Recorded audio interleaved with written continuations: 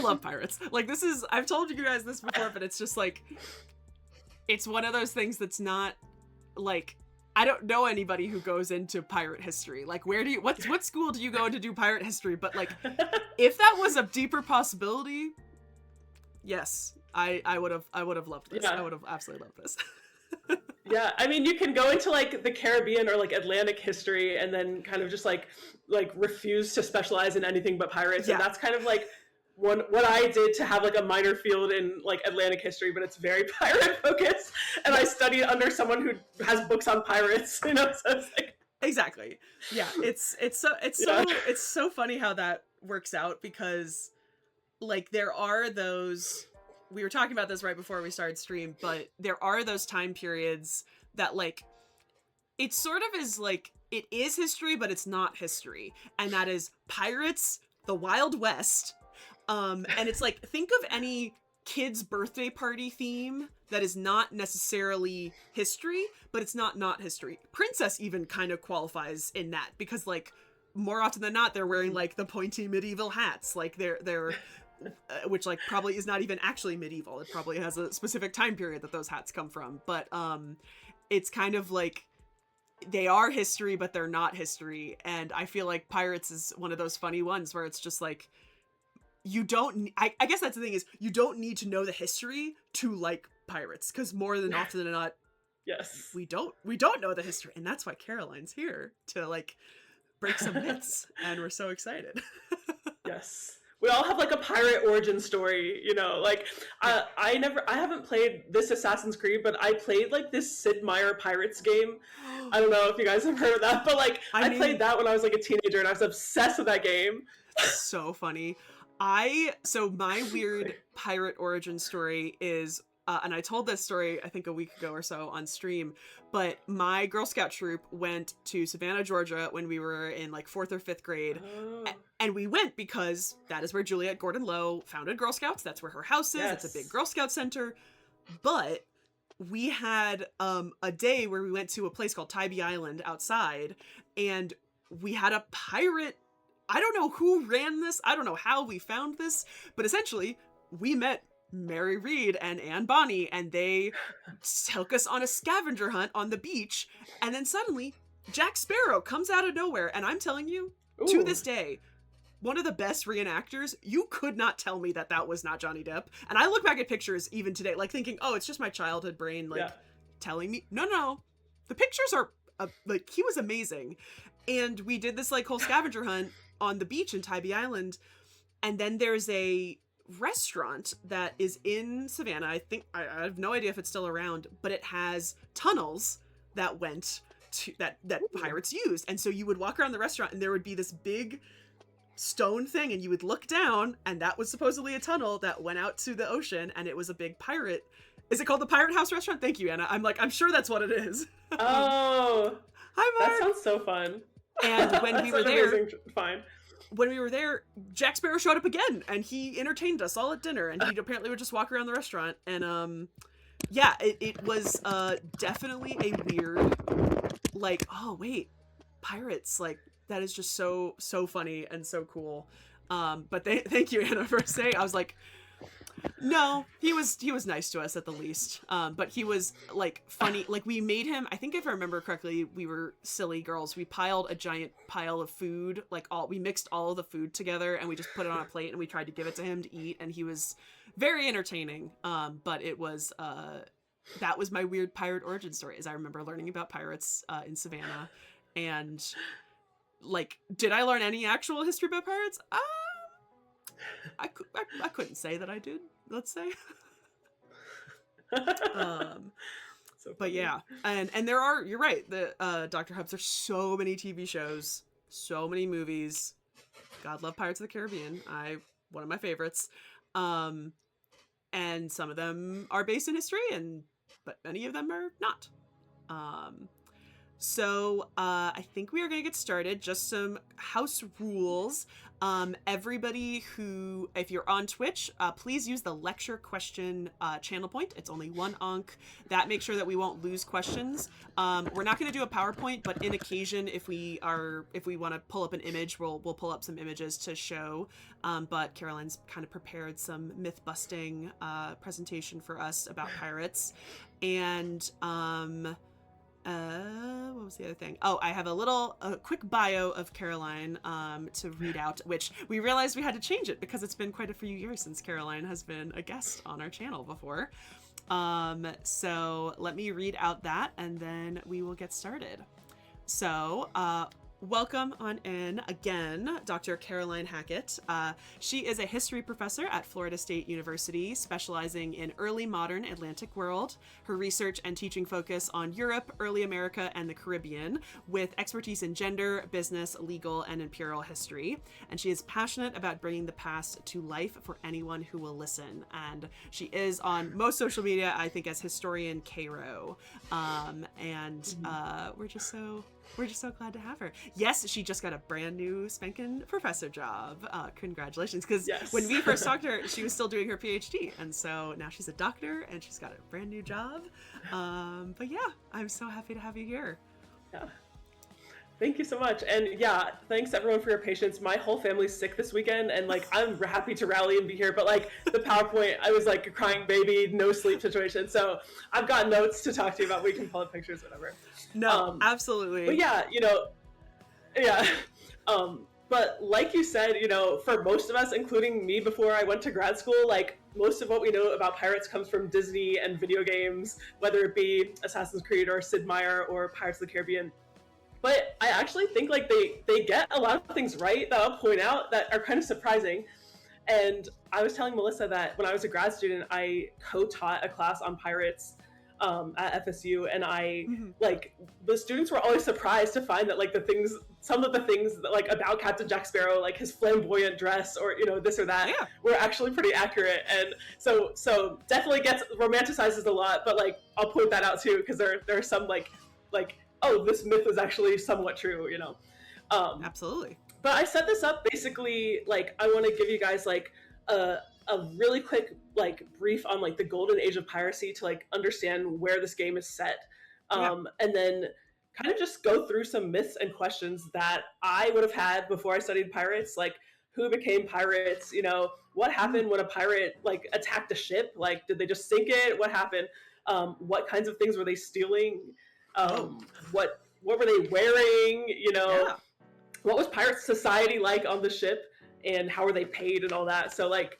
and we'll talk about individual pirates, but the problem with individual pirates is that, as Melissa pointed out, like it starts to blur with legend. And so there are a lot of like situations where if you ask me like a specific like thing about a pirate, I can be like, historians debate this, or some historians think this, which is like just par for the course. But even more so with a pirate than someone, just a normal person in the past, because they had like these legends that surrounded them while they were alive.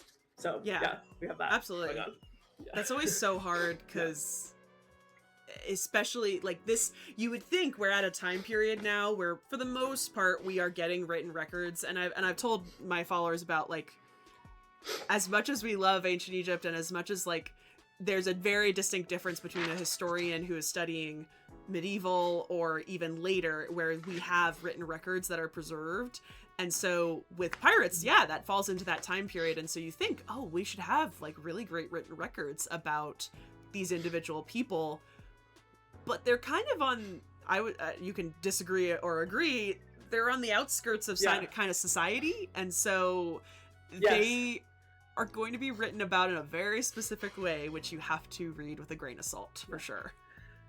Totally. I mean, when we get sources, we have plenty, like we have paperwork on these pirates, but like we have to like analyze the source and read it like either with or against a grain. So specifically, like we might get tales of like a merchant ship and their encounter with a pirate. But you know what? Like sailors have been forever and still are like superstitious people.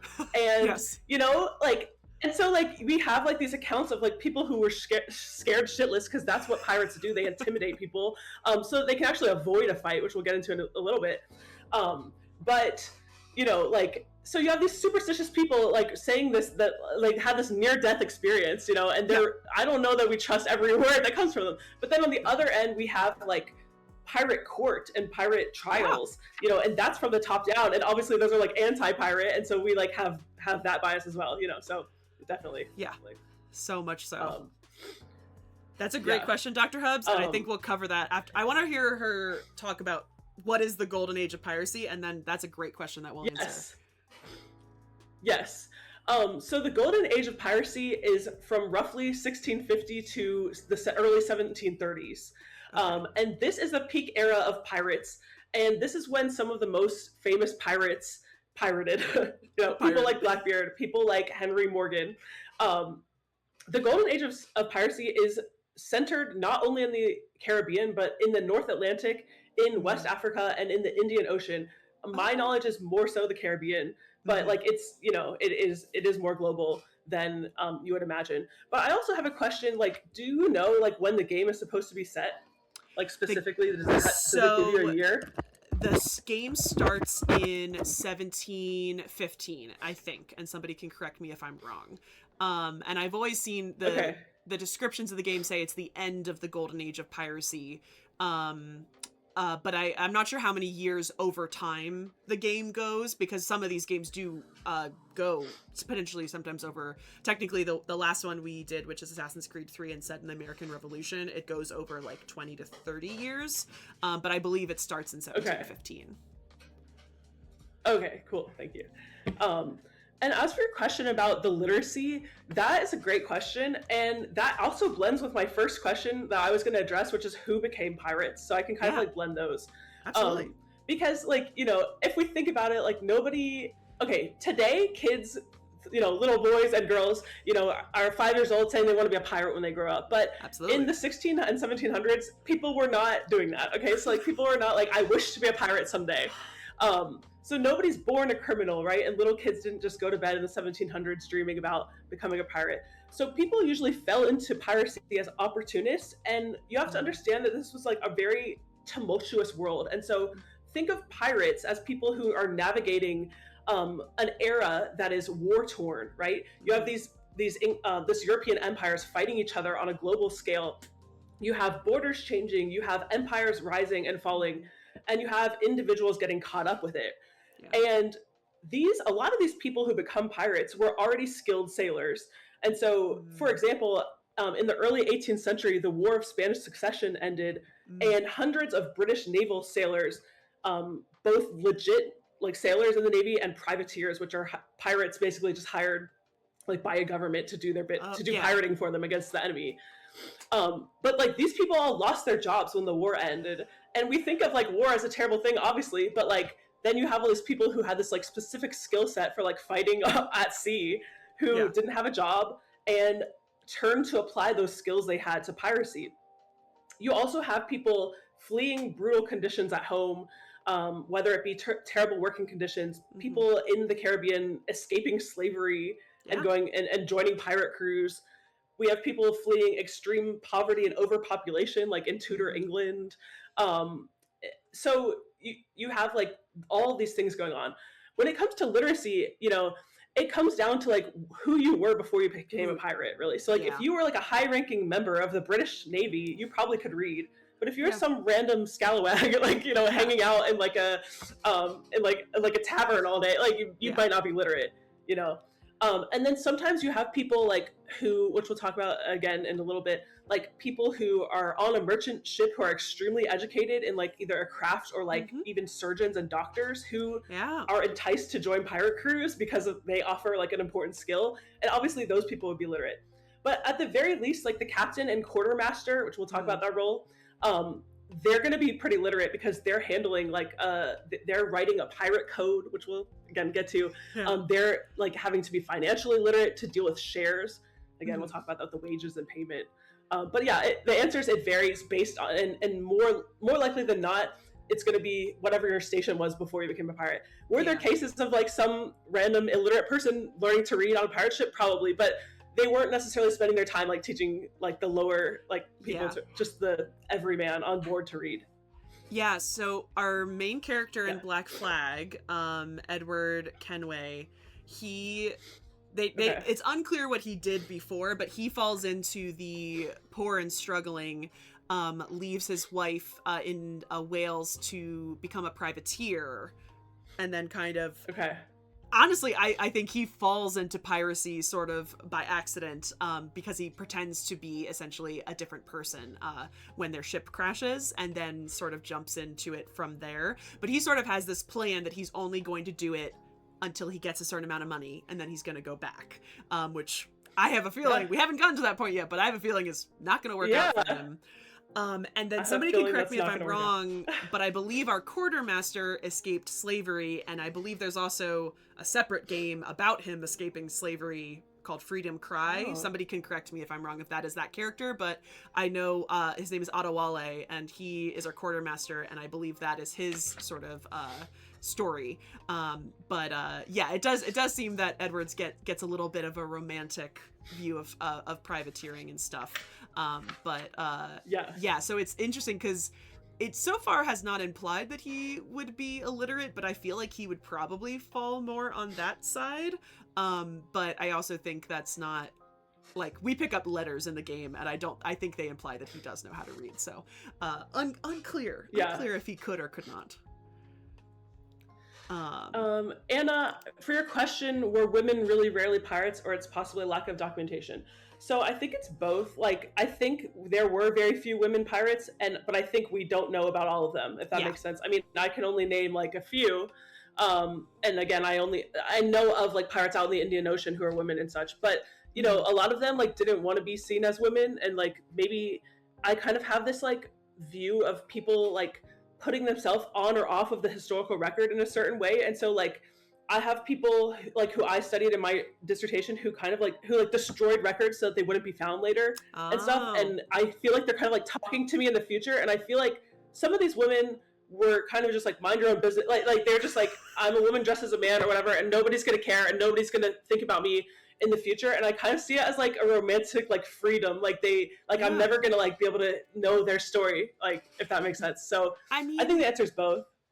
There's a thing that is hard for some people to kind of wrap their head around sometimes, but like back then, like today we have, I feel like a large portion of the population has this feeling of preservation and preserving our history and writing down our history. And it's obviously not the whole, like it is much largely felt in our hearts by the people who choose to be historians and archaeologists and such. But like, there are people that I want to record my story. I want people to know that is not a thought that everybody has had in the past of history. And so I jokingly always say, like, my grandma, like a lot of the people of my grandparents' generation, they did not want to talk about it, and they did not want to share it. They actively did not want to talk about it.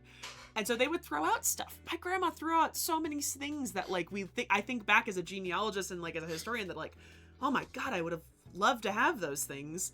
But everyone's perception of recording their lives is very, very different. And so you're right, that female would be like, nah, man, I don't want anyone to know about me. Like, leave me alone. Like, because she doesn't want that because of, who knows, because of threats to something. Like, I don't want to leave that paper trail. And unfortunately for a historian, we're like, well, shoot, that's not going to help us at all. Yeah. Or she might have been a pirate for like 6 months. You know what I mean? That's the thing, is like their careers were often really short too. So like, what if she just like was aboard a pirate ship at like, you know, nobody ever documented anything about her, and then she went and like got off the ship and like just took off those clothes, put on a dress, and just pretended to be like some maiden in the village. You know, like, you know, some people speculate that's what Anne Bonny did, because we don't know what happened to her. Yeah. And it's like, well, you know, people weren't going to be, if a woman showed up, you know, with questionable background, she's probably not going to be questioned as a pirate in that era, you know, like, so I don't know the answer really. And it's one of those things where it's just like, yeah. Anna has a good question as well about age of pirates. Like, so who are being pirates? Are we seeing younger people? Or are we seeing older people? Potentially children? Yeah. I've seen like teenagers. I've heard of teenagers, but also though it's hard because in these like, so it'll be the people. I don't know if like children being tried for piracy. So the problem again comes down to sources of like, I'm looking at these like institutional like jury not jury like judges notes and stuff from like from London, and they're not like trying children for piracy. But do I think children might have been on board? Like potentially. I think older teenagers, like 16, 17, yes. Yeah. But it's one of those things, like, I don't know that like little kids were, I don't think like little kids, I think that would have been an anomaly for them to be on there. But yeah, in general, it's like, you know, it's younger men with some exceptions. But then you have established people like Stede Bonnet, who, did you say he was in the game? You met him? I have met him. Yeah. I have met him in passing, and he did not know I was a pirate, and I hysterically did not know that he was a real person until somebody told me, and then also did not realize that is the same character in the TV show Our Flag Means Death. Also did not realize he was a real person. And so I was like, oh my god, like I've been wanting to watch that show forever, and I had no idea that was actually based on two real people, which is Blackbeard and Stede Bonnet. I like had no idea. So he was 29. I just had to like do some math because I'm not a mathematician at all. That's okay. But he was 29. So like that's not old, but he was already an established planter when he became a pirate. And he's one of these like historians scratch their heads at him because he didn't have to go become a pirate, and he eventually got executed for it. And so he was like a rich planter who just bought a ship and went off pirating, you know, and okay, like, you know. I hate to say it, rich people can decide whatever the heck they want to do. If he wanted to be a pirate, he had the opportunity to do so. Was that the Titan submersible of his day? Like, I mean, I'm gonna be honest, yes. Like, come on, like it is one of those funny things, like, and this is a total complete sidetrack, but like, I have to convince people sometimes of things that happen in ancient Egypt, because I'm like, you do understand that this person is rich and they can do whatever they want to. The example that I've been talking about is there's this famous statue of the son of Khufu, the son of the great pyramid builder. And it's not like hideously unique. It still follows a lot of like Egyptian conventions, but people are still like, they're hanging up on these tiny little differences and saying it's a fake. And I'm like, you understand that this guy is the son of the richest person ever. And it's sort of like, I don't think people are giving him enough agency to be like, he is rich. He could go to like an artist and commission something and say, I want this to be a little different because he's rich and he can make those decisions. So Stede Bonnet has that agency that he can afford to go buy a ship and go pirating if he wants to. And so I think there's sometimes I think we put people on a history, we put history on a pedestal, and we want to see it fit into that mold. And so when we see someone do something crazy, people are like, they must be crazy. I'm like, no, they just could decide what they wanted to do, especially when it's rich people. It annoys me because I'm like, if you had all the money in the world, you would probably do something that people would say you're a little crazy for doing that. People do it all the time. Yep. Like, I'm sure. on. I'm sure. Yeah. That's so interesting. That's a really cool connection to the Egypt. Yeah. Okay, so like the next myth or just like thing to clear up is like, what happened when a pirate ship came upon a merchant ship, or you know, any ship that they wanted to plunder? So pirates did not destroy ships if they could help it. They didn't want to, because if you think about it, they want what's on the ship. So if they sink the ship, they're screwed, you know? So it's not just like a normal naval battle where, you know, the two navies come at each other and try to like kill each other. Pirates didn't want to sink the ship. And so they actually aim for the sails and the rigging, and they use specific rounds of ammunition called chain shot, which are like bullets chained together to try to like slow down the ships so that they could board them and, you know, take what they wanted and conduct business. Obviously cargo was going to be much more important and valuable than wreckage, and so like we actually could see pirates as like illegal resellers. They're kind of like like, you know, people out there who like go into like Goodwill, but what if they were just stealing from the Goodwill? So like somebody goes in the Goodwill, like holds up a gun, takes everything, and then sells it on eBay for like 10 times. You know who they Goodwill are? is, but Pirates are what? They're porch pirates. Porch pirates go and steal stuff off your porch, and they sell it. That's exactly That's hysterical. That's exactly how we play the game. In the game, we have chain shot, and when you are going around a ship, you are You do have the opportunity to fully sink it if you want, but you do at a certain point when it gets down to a certain health, you can board the ship and then you kill, sometimes you don't even have to kill all the people on there. You just have to kill enough of them for the rest of them to surrender. And then what you can do after you get your ship, you can either repair your own ship, you can take the ship so that it can be part of your own group, or you can, what was the third one? I can't remember what the third one is, but like it's essentially you're taking the stuff, you're getting merch, but you can also repair your own ship with it. But yeah, they do have chain shot in the game, and I'm very bad at aiming for the sails, but I try my best. Oh yeah, you can if you want to I lower, see you guys. Your wanted level, you can release the ship so that you're not wanted and you're not going to be attacked by other privateers. So those are your three really options. Interesting. Yeah, no, I'm impressed with that. And yes, you guys, like, definitely, I mean, there's, like, obviously there are reasons to not destroy a ship in the Navy as well. But, like, you know, when the pirates literally need what's on the ship to have their job, like, but yeah, so, you know, to speak to that, you know, pirates, they want the ship to surrender. They might sometimes try to incorporate the ship into their fleet, as you guys alluded to. They might try to recruit elements of the crew to join them, especially if they're skilled professionals. Again, a carpenter, someone who can, like, make rigging, and, like, you know, those are, like, difficult jobs and labor-intensive jobs that not every guy... I just have my pirate sitting in a tavern waiting to be recruited, like my like archetype. He's not necessarily like a skilled like craftsman that's needed to keep a ship up, right? Or obviously a doctor or a surgeon, which at that time, like, medicine isn't like completely professionalized. So, like, actually, fun fact is that, like, in the early modern period, surgeons and barbers were like the same, like, because they had like scalpels and stuff. Fun fact. But there's also something called the rule of quarter, where and this was more often than not, they tell the merchant ship that if they surrendered and complied, like, they'd get to, their lives would be spared, or like they'd have a stipulation to them that they would say, like, once they had the ship, you know, once they deemed the ship, you know, unable to get away, they would have this like negotiation with them. And again, this is good for pirates because they don't want to fight if they don't have to, and they have enough danger without having to fight like these people they're taking over, which we'll talk about. They want to scare the people into giving them their cargo and not have like unnecessary pirate deaths, because if the merchant crew, so the rule of quarter, this, hey, we'll let you live if you give us all your stuff, like, that's to get the merchants to surrender, because if they don't have something like that, the merchants are going to be like, oh, we have to fight to our death, and in honor, they're going to kill us anyway, and it's just going to cause more pirates to die and get hurt and all that.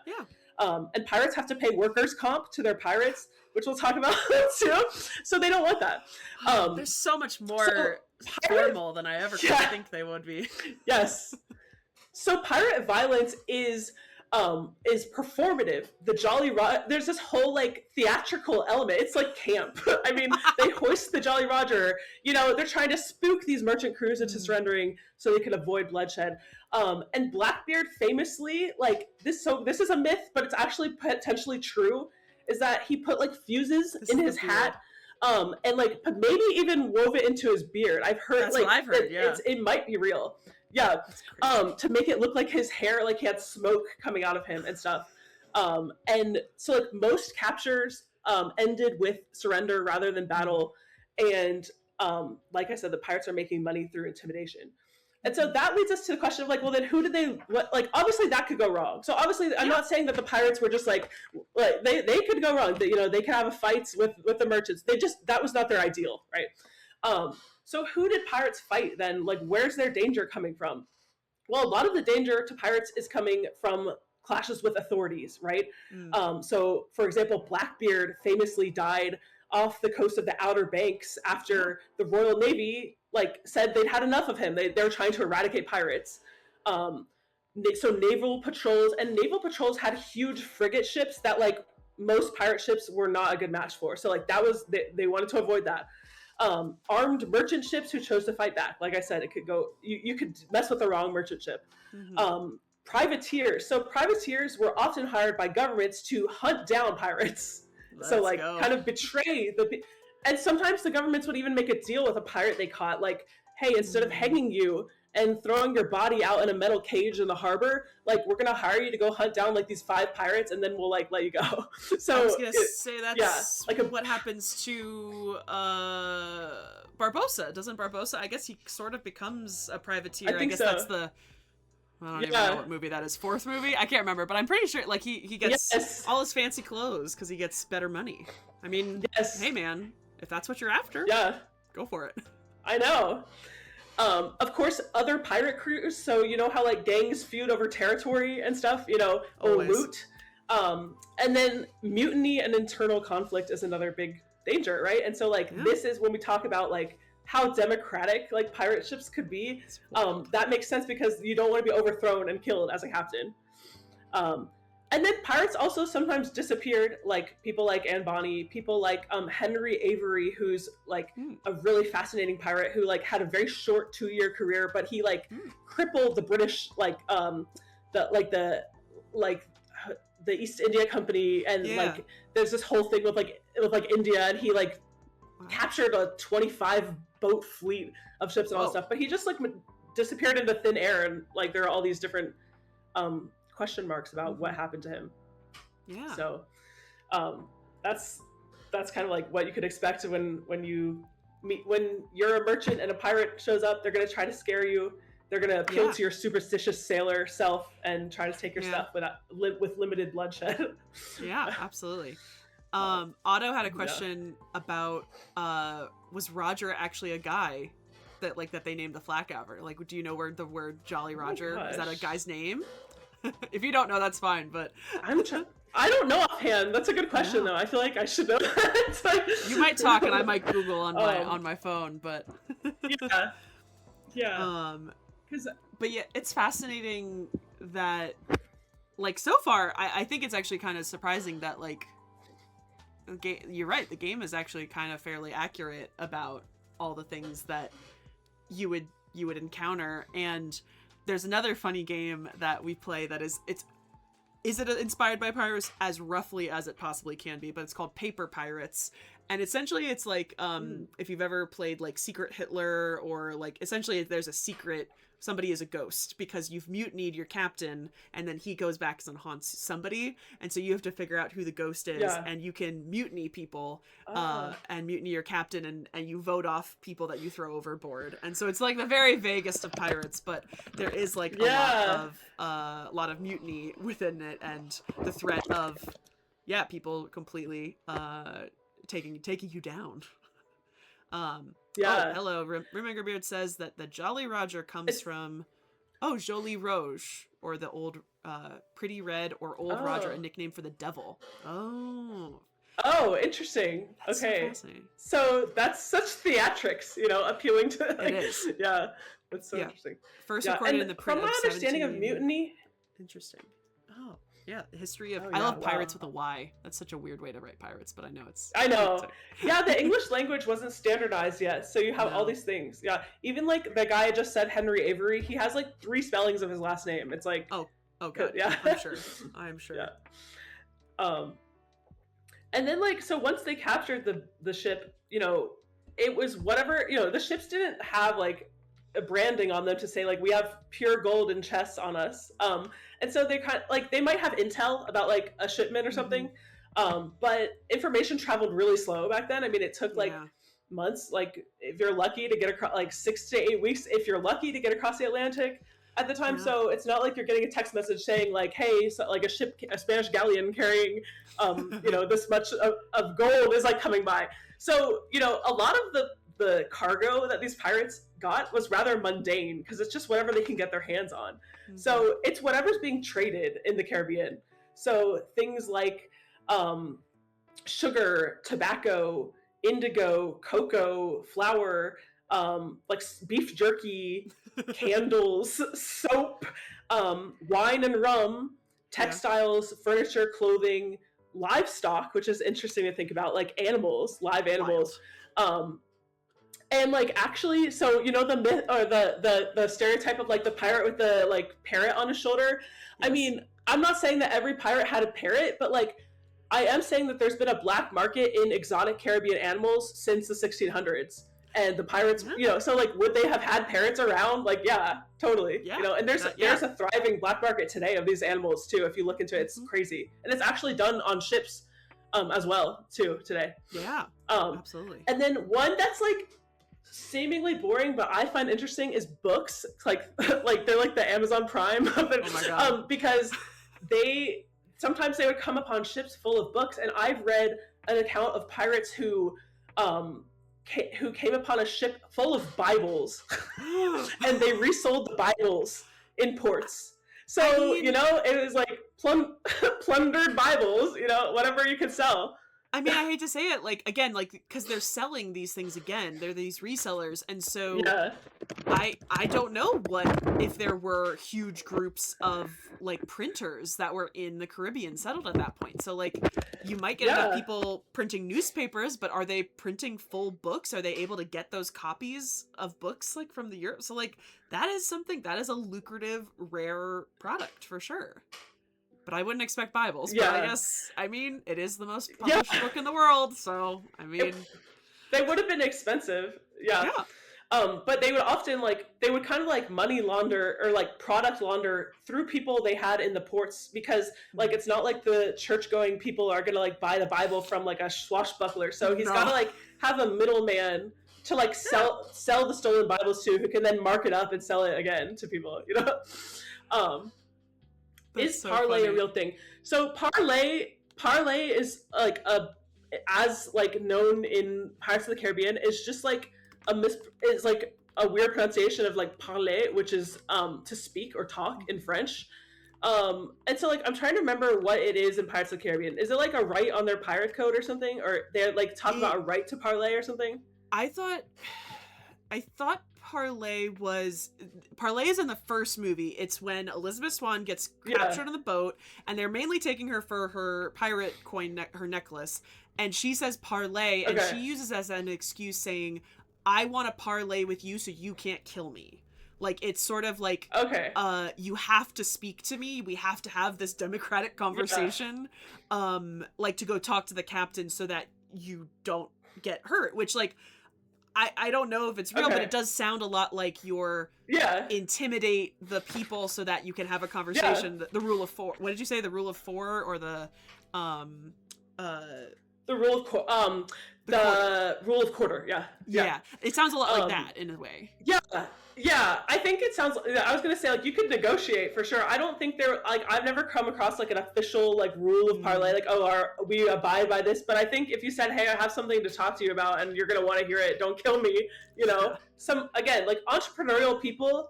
You know, I've learned in life like you like give them a good business offer. Yeah, and you know, and that's what the pirates were. They were just businessmen in their own sneaky little way. Yeah, right to counsel. Yeah, that's interesting. Very interesting. And then, okay. Did I miss another And question? then let's see. I don't know. Did I? No, I think that was the last one. Okay. But yeah, feel free, anybody coming in, you can use the lecture question over on Twitch so that we don't lose any questions in case we get deep in talking about one thing about pirates and we don't want to miss any questions everyone has. Yes. Okay, so I want to talk about buccaneers because does anyone like etymology, like the language, like how words come about? Because I don't know if you guys know where the word buccaneer comes from, but it's so interesting to me.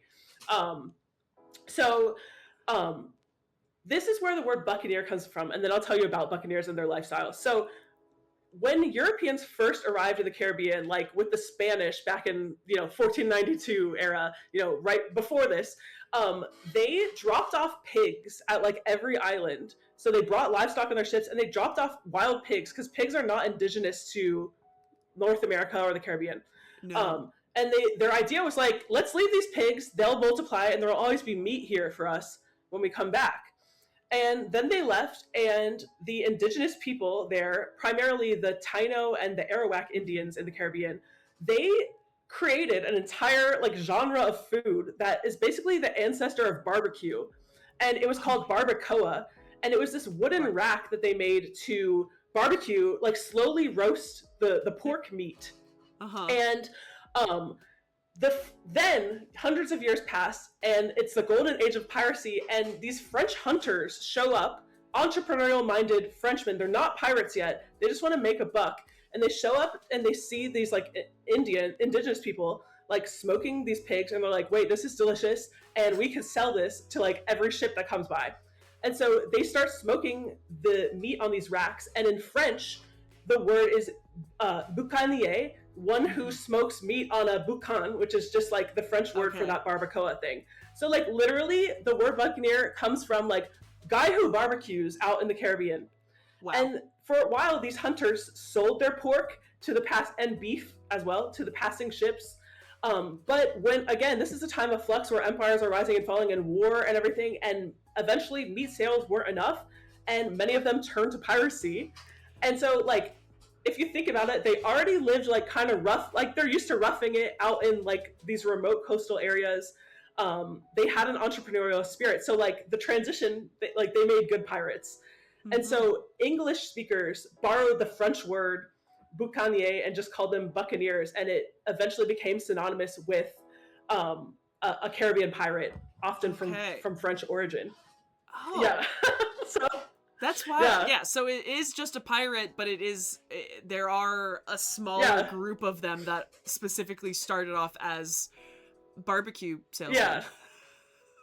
Wow. Yes, and the Buccaneers were very, very flamboyant. So, like, they kind of, like, are your stereotypical Frenchmen in a way. Like, they loved dressing nicely because the clothing was valuable loot that they would get. Yeah. And so there's no real pirate uniform. And so if you think about it, like, if you dressed extravagantly, you could project success to your crew and to other pirates. And, you know, the normal rules of, like, gender and, like, masculinity and all that didn't really apply on these floating kind of countercultural situations. Mm-hmm. And so this is why, like, the Buccaneers specifically, they were drawn to, like, bright fabrics and silk waistcoats and lace cuffs and sashes and earrings and feathered hats. They might, like, take a woman's silk shirt and, like, a feathered hat out of, like, a woman's hat and throw it in their own, you know, tricorn hat, or, like, stolen military coats. And so, like, they actually had their own fashion that projected, like, success to everyone else. Yeah. So I love the Buccaneers, and I love telling people, like, actually there were pirates that dressed how you would imagine a pirate, right? You know, with his, like, I was gonna say, that is earring and his, like, Captain Hook to a T. Yeah. Captain Hook has the big hat with and he's got the cufflinks and that's fascinating. And Captain Hook also has that, like, really long hair, which to me also looks like those really long wigs that have the curls that go down, which you also see sometimes. Like Barbossa, I think, wears that when he becomes a privateer and stuff. So that is fascinating. I also love Captain Shakespeare from Stardust. He is also very he's a little secretly flamboyant, but all of his crew know that he's more flamboyant than he typically is. But I love those pirates in a Stardust. Have you seen Hook, the movie Hook? So I will say, I think I get Hook mixed up with. Okay. Wait, no, Hook is with Robin Williams when he's older Peter Pan, correct? Yes. Okay. Yes, I have seen that one. Yes. But okay, so that movie is amazing. I highly recommend it. And it's like, I watched it as a kid and I need to watch it again because apparently it's like a gay classic, and I didn't get those undertones when I was a kid. But it's like a queer, like, So okay. And then what was it? So the guy, I don't know, there was like an actor in there. No, Robin Williams and Dustin Hoffman. Yeah, anyways. It's Dustin Hoffman, that movie, I haven't watched it. Yeah. But I need to watch it again because it's, like, iconic and it's just, like, silly. I remember it being, like, very silly and campy, but yeah. I can see why you, like, Dr. Hub saying, wasn't Captain Hook also modeled after King Charles? And so you mean like that era of kings. But guess what? Yeah, totally. Also say they also are wearing similar things. Like, he has those long wigs with the curls, and, like, I would say that lines up time-wise. So yeah, that it is, they are going that more flamboyant model. That's so funny.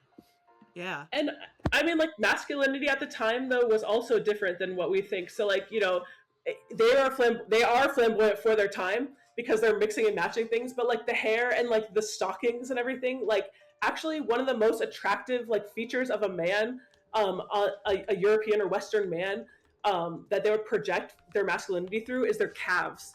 at the turn of the 17th century, or Oh, like the 17th to the 18th century. So like the late 1600s, early 1700s. So basically, like the Sun King of France is like, and any king or like noble worth their salt is going to be like painted wearing silk stockings with like one leg out, like to show everyone his like beautiful calves.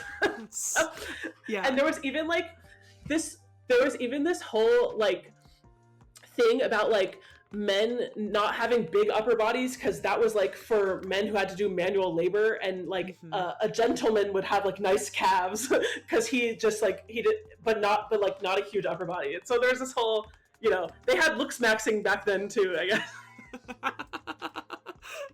That is so funny. Yeah, it definitely is. That makes a lot of sense, thinking about like that it was, who did you say, as Hook was modeled after King Charles II of Spain, which it also goes with the Sun King, and that is that time period of like you wearing heels. Like that is, men were wearing heels like the entire time. If you could afford them, you would. And so it's not unsurprising when you look at like the fancier pirates, and that you're like, that's essentially what the kings were wearing, which is a very common practice throughout history, that if you can afford it, you are going to model yourself after the king or after the queen. If you are a woman, like you are going to put your hair up in the same way. We can go back all the way to ancient like Greece and Rome. You can, if you find a statue of somebody, you can date it based on the hairstyles, as long as it matches with the empress's hairstyles of that time. Like literally, that is how ingrained it was for rich people to, you model it off of who you can try to get favor with. So it's a little surprising, because I think you think of pirates as the rebels, but like they're so also... I will add a layer. Yeah. I'll add a layer where you'll see the pirates as rebels, even though they're dressing like that. So there was something in this era, a lot of empires past, called sumptuary laws, where only nobles and like elites could dress with the same like styles and fashions as the kings. And so what a pirate was doing that anyways, or like doing their own version of it, because they existed outside of those laws. You know what I'm saying? So like they were a nobody, they could be a nobody, but they still like, and they could still dress however they wanted, because it was like, catch me if you can. What are you gonna do? Like you have a rap sheet on me of all the things I've done. Like the last thing you care about is how I dress, so I'm gonna do what I want. You know what I mean? So, yeah, and you are, and like obviously they are out on the sea for a lot of time, and it's sort of funny, because in this game, like there are definitely portions of the sea so far where like you're out there and you don't see anything, but they have to condense it a little bit for this game. And there's another game that we played that is very much on the sea, which is Assassin's Creed Odyssey, so it's in Greece. There are definitely moments where you can't see land anywhere at that point, but like it is more so that like you can hide. As long as you have food and water on your boat, you could hide relatively well, because you're just out there in the middle of the ocean. Like it cracks me up that it's like, in this game, it's like I can see a ship every 5 seconds, and I know that is because like we're concentrated like towards sort of like, right now we're in the game, we're kind of north of Cuba, into kind of the southern Bahamas, but like you could, in those areas, you could just go days without seeing land or a ship. Like it is wild how you could fully disappear, and how many times that like Anne Bonny, she may have gone and integrated herself in some society. She also could have been on a ship as a pirate, or even just as a traveling person, and the ship goes down, and you never know. Oh yeah, everybody knew someone in that era, multiple people who died in shipwrecks, what pirate or not. Like that was like, you know how we all know people who tragically die in car accidents, like people knew so many people, but it would be like entire families died in shipwrecks, absolutely. It's like common. More pirates probably died in shipwrecks and from disease than from like a sword fight, Absolutely. They go down much more normal than the amazing like swashbuckling that we would love to think that they all died a heroic death. They're probably all dying of scurvy or syphilis or who knows what. I think it is interesting in history to think about, though, like how being nobody or being anonymous or being far away from home can kind of like give you freedom that being like a rich noble with everybody's eyes on you doesn't give you, and like you can stretch social rules, to varying degrees. Believe me, I think about this all the time, where it's like I if I like in this day and age, I don't feel like I could go to a whole another country and create a whole new persona and like straight up lie. Like someone had eventually figured it out in like this age of social media, and like it is a very recent fact. Like there are those chances, like you have those people like who's the guy who like robbed an entire plane and then jumped out of the plane, and DB Cooper. Oh yeah. Like, DB Cooper. Oh yeah. Who we don't know. If DB Cooper happened now, we'd find DB Cooper so quickly, unless like he did die like in the thing. But it's like we're now in an age where like I think it's genuinely really hard to kind of disappear, and in that era you could go across the ocean and you could just straight up get to New England, get to Cuba, and just say, yeah, my name is Johnson and I want to be like, you could just make up anything. And it is so funny how like it takes forever for those things to spread, and like how would you know who is wanted? How would you know? Like, also I always think about this with how do you know what anybody looks like? Like you don't. Yeah, it's like, how do you facial recognition? Yeah, like and it's like I feel like it's how would you ever catch somebody in that day and age for crime? Because nobody knows what anybody looks like. Yeah, it makes me laugh. I don't know if it's my internet or yours, but you're kind of like robotic sounding. Yeah, you are as well. So let's give it a couple seconds. Okay. There might be a storm. Okay, not yet. I knew that there was potentially going to be a storm, so let me see. I might just get you to.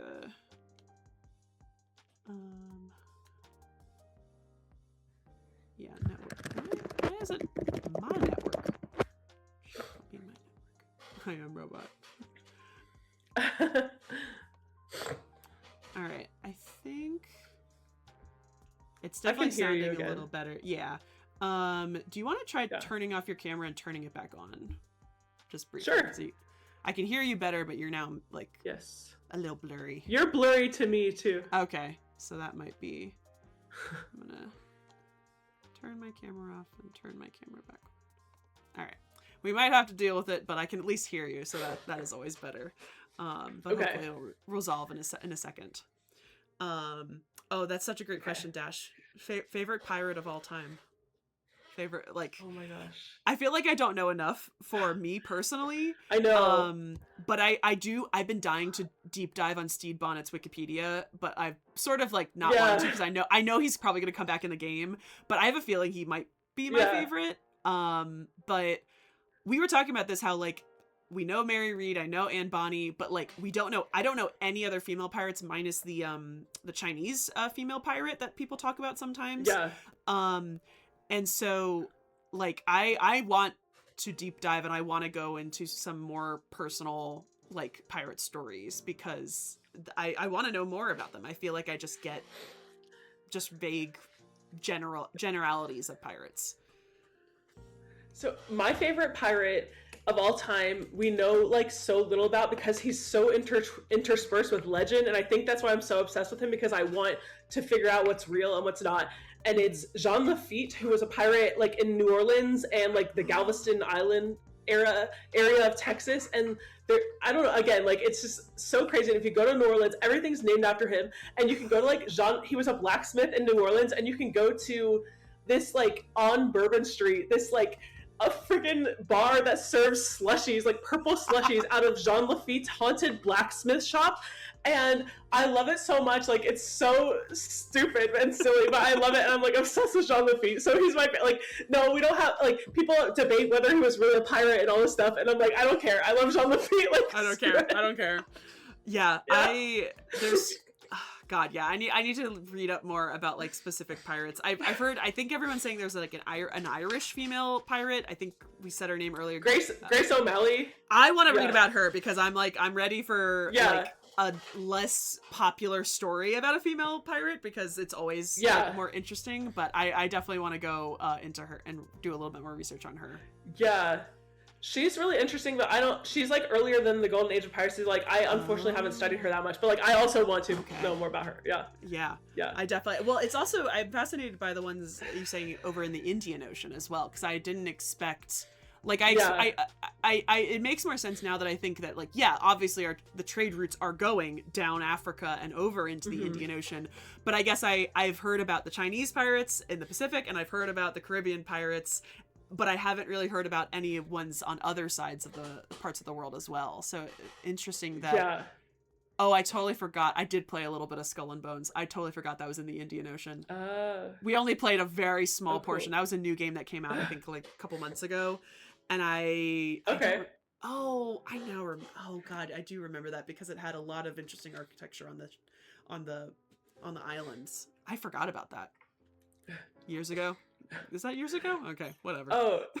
Everyone hated it as what I heard. Oh, that's so funny. That game was shit.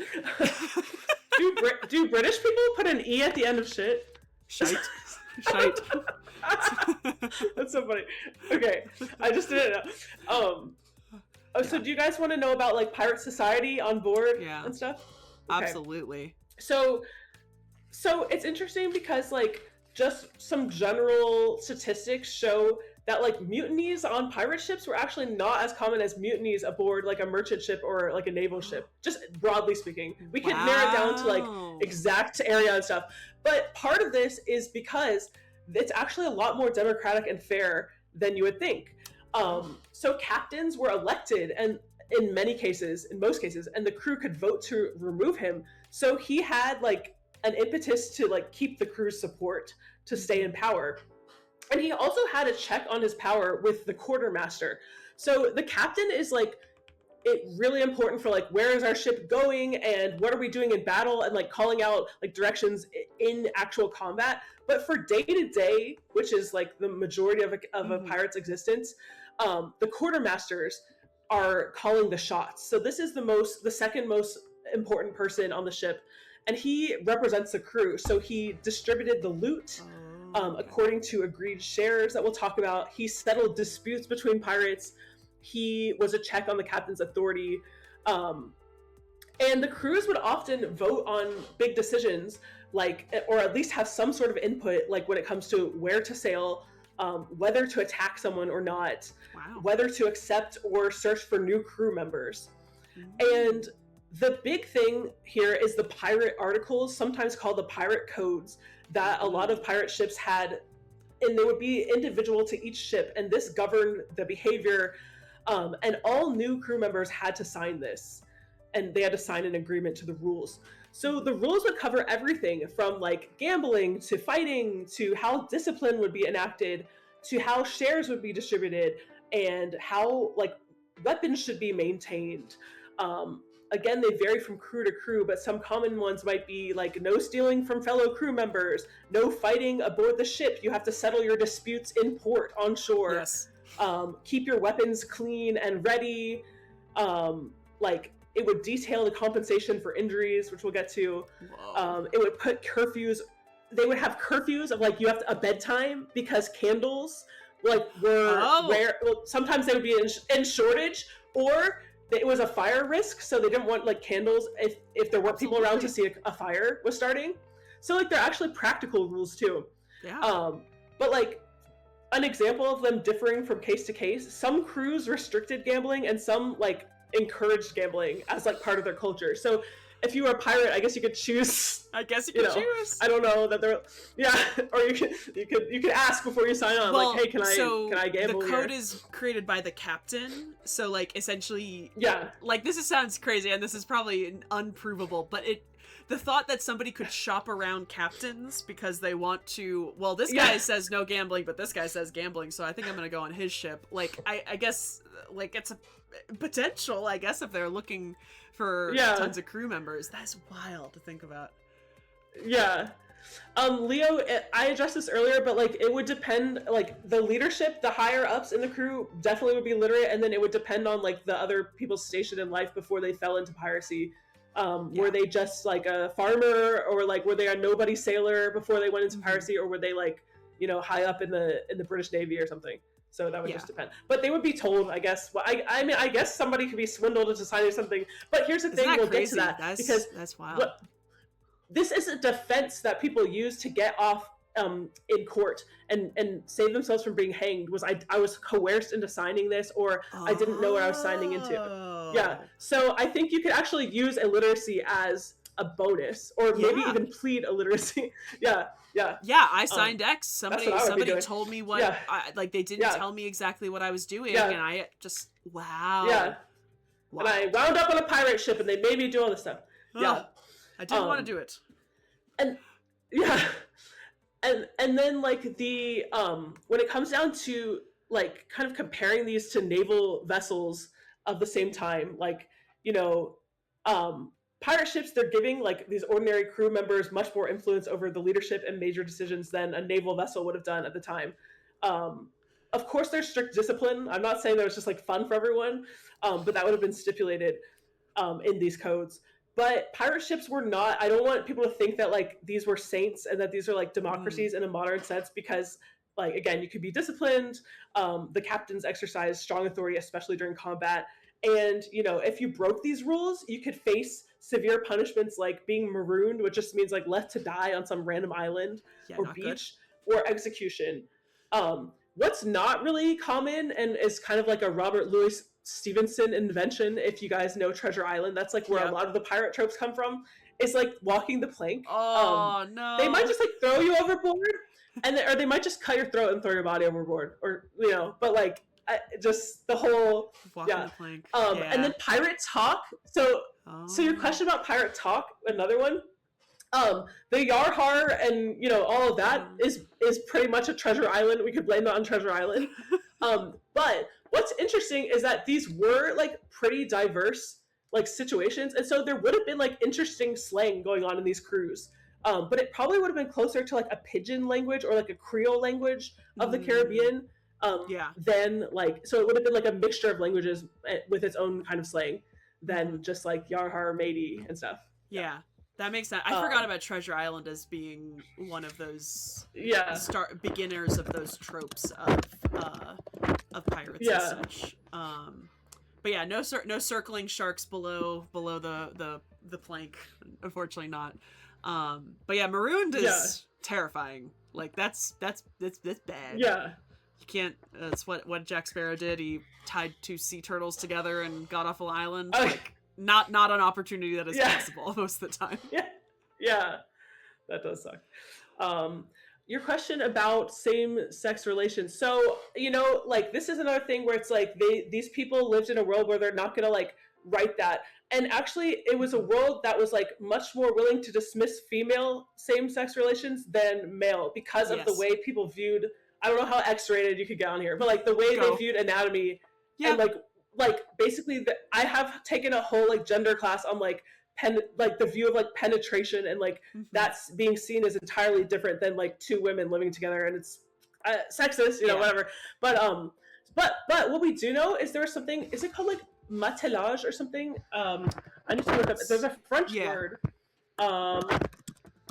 for like a joint relationship between two buccaneers that may have it's called matelotage. Matel. I'll type it. If you want to look into it. So this is like an agreement, kind of like a civil union between two male pirates, and they would like share property, and like your other partner would inherit your property if you died, like your treasure or whatever. So that's what I know about, and like, you know, historians don't agree on whether or not these well, first of all, one might be completely platonic and the next might be extremely intimate, you know what I'm saying? So like, we know those existed, and there were pirates close enough with each other to like give everything to another pirate instead of just having it split between the rest of the crew or whatever. So I would say certainly it existed, because there's gay people, you know, everywhere. But they're hard to find, and it's very frustrating, you know. Like, it's hard also because, again, you're on a ship completely by yourself, and if they're not literate, they're not writing these things down. Like, God, we wish for a journal. We wish for a journal that's all that would just like answer all of our questions. But it is again, and also like what I was talking about earlier about like, what do you preserve? What story do you want to tell? People don't have those thoughts at that time, or they're purposely trying not to talk about what is going on, and that then is not then preserved for us historians to look back at. There's also the question of like somebody like there could be information on this that like somebody needs a grant and somebody needs to find an archivist who knows about a dusty box full of something and then get a grant from an institution to send them there to write their dissertation or book on it.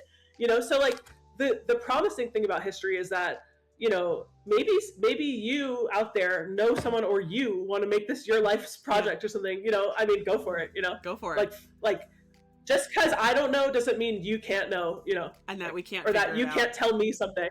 Yeah. There are so many things sitting there in archives, and I think about this a lot with ancient Egypt because there are so many untranslated papyri that are, I know, in countless institutions, and there's not enough, like, as it is, there are the people that study Egyptology and then want to get into Egyptology, but a lot of them are not going the linguistic route because that's hard. That's like linguist is some of the hardest, like, niches of any historian, especially when it's a different language, especially when it's an ancient language. That's extremely hard. And so and when everything is underfunded on top of everything. So it is, I think about that a lot, that there could be a piece that talks about the building of the pyramids, and it's somewhere in some archive, and it is preserved, and it's like the only reason that we have like the Diary of Merer is that it was discovered so recently and translated almost immediately, rather than pieces that were discovered in the late 1800s and are just sitting in an archive somewhere. You don't know. And so this is why we need to fund the arts, so that we can discover gay pirates. I agree. Let's find the gay pirates, guys.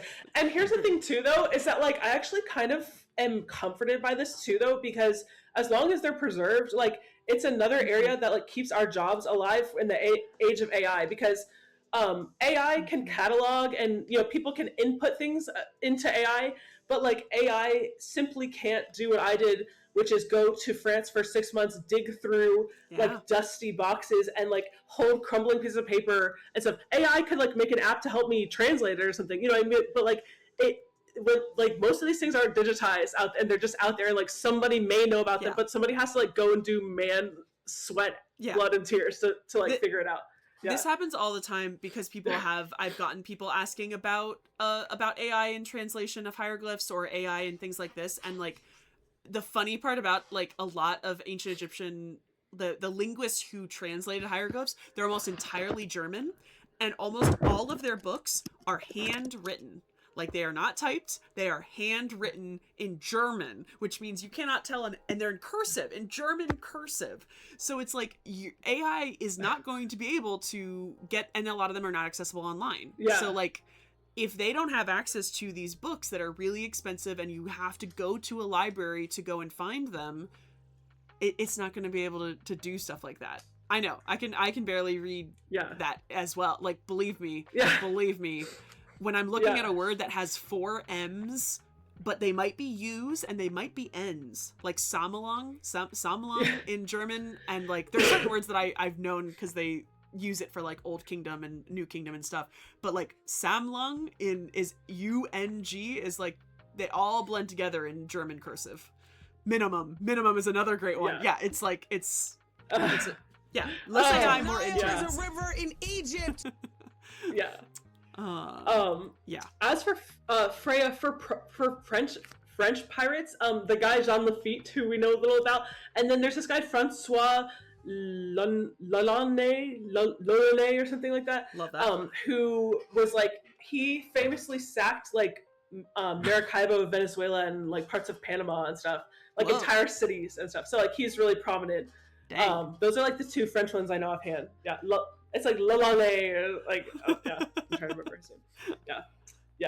Francois Lalonde. I'm gonna look him up and type his name in, because French is impossible. But and then so we talked about like how they had the pirate codes, and then we'll talk about the economies of the pirate ships. Like, we talked about what they're looting, but then they go and sell it, and then they have money. So the pirates we could think of as like less employees of the pirate ship and more like business partners, because they don't really get wages, they get shares. So this has its pros and cons. Yes, it's him, Bio Archmore. I was typing it already. So oh, that's a different one. I found a different French pirate named Francois Lalonde. Wait. Oh, okay, cool. This is a mathematician. Don't know him, Don't listen. Don't listen to me. It's not. Google's lying to me. Okay, keep going. Google lied to me. I typed in pirate, and that was the first guy who popped up. Don't listen to me. If you were a sailor on a normal merchant or naval ship, you're paid like a fixed wage. You know, you have a salary or wages. And so if you're a pirate, though, you have like a much more volatile wage because it's not guaranteed. So like, you know, you work on a naval ship or a merchant ship, the voyage, no matter how it goes, you get your pay, assuming the owner is going to pay.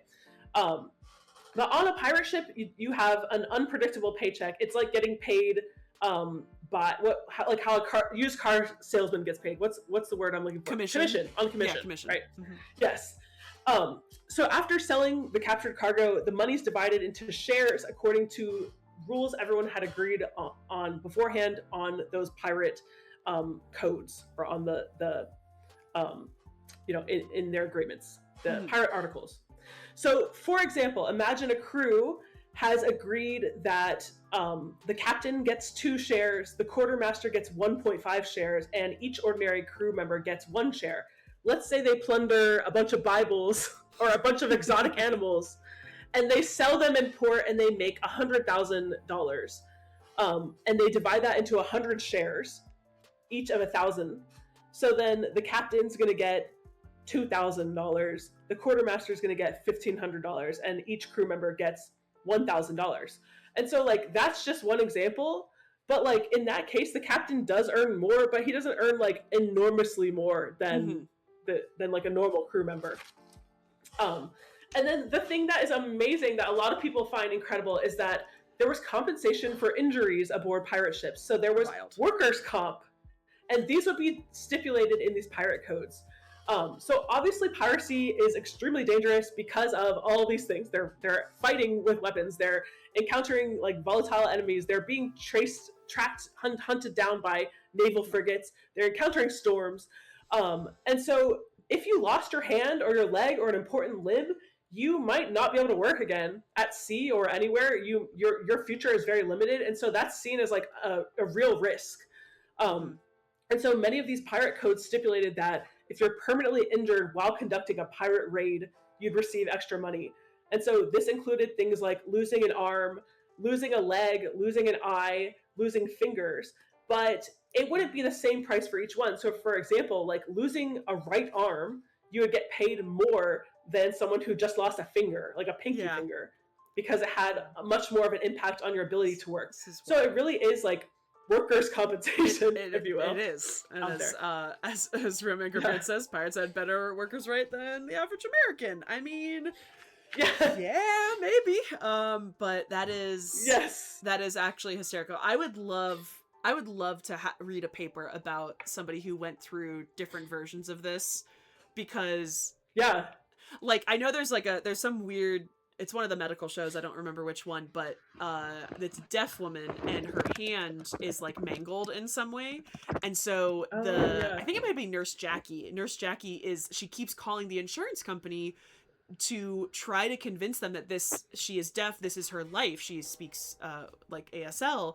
And so it sort of like cracks me up that it's like, yeah, like for that person, that is something that is so vital. But like to a pirate, you can survive with only one eye.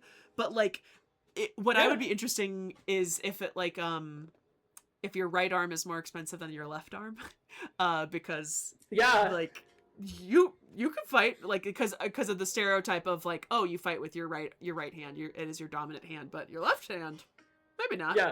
You might be fine. I wonder, like I've never thought about this in my life. Like, I guess people were left-handed. Like, people must have been left-handed in the past. Like, did society, like, beat it out of that? Like, yes. I know people who, like, are older who, like, were left-handed, but, like, their parents or teachers, like, made them become right-handed. No, it is. Like, it was very common, and I think it kind of stems from, like, awful things of, like, I think you wipe with your with your left, and so your left hand is dirty. But no, I have absolutely heard of people getting talked out of it, or like, so my youngest brother is ambidextrous, and so he could write with both his left hand and his right hand when he was little, and we were very curious. We couldn't figure out which way he would go, but like I feel like that time period they probably had probably were leaning towards the right. But that is also a good point, Reminger. You can't haul a rope with one arm, so that is technically, you can fight with a sword, but everything else you would do on a ship probably couldn't do with most. You need at least probably both arms at the least. I know, like, during this time, like, left was just seen as like actually evil too, because the words, even like going back to Latin, like the word for left is like sinistra, which means sinister. Yeah, that's like what the Alex same just word. said. Like, yeah, that is sinister. And it goes back to like the right hand of God and like all that kind of stuff. I know a medievalist who really like looked into this, and even in other languages, like in French, the word gauche is left, but if you think about it, we have that word to mean like rude or like a faux pas. Like if you do something gauche, you know what I mean? Absolutely. So that's like an interesting thing. It is one of those weird things that stems deeper from religion, and like now we sort of don't even know why we do it. I feel like until very, very recently, people are like, no, it's your left hand is bad, and I'm like, why is my left hand bad? What? Like, tell me really, why is my left hand bad? And it's not. That is fascinating though. But yeah, there are obviously so many more jobs on a pirate ship that it cracks me up, because I look at like Hook, and I'm like, I cannot, like, I know that there are people who either have limb difference or get amputated, and they do have that hook. It obviously does not look like the full Captain Hook, but it is really hard for me to imagine living any life with that, but a pirate life with the hook is wild to think about in my brain. I know, like, peg legs, they would do makeshift prosthetics, like, for sure. I don't know, like, how. It was probably just whatever they had, but again, your career probably wasn't lasting that long. No. Like you probably weren't going to be wanted by a crew because like the kind of things they're doing are like, because on the everyday they're going to be helping out, like, repair sails, clean weapons, cook fish, a lot of rigging, a lot of climbing, like, hard to do into the rigging.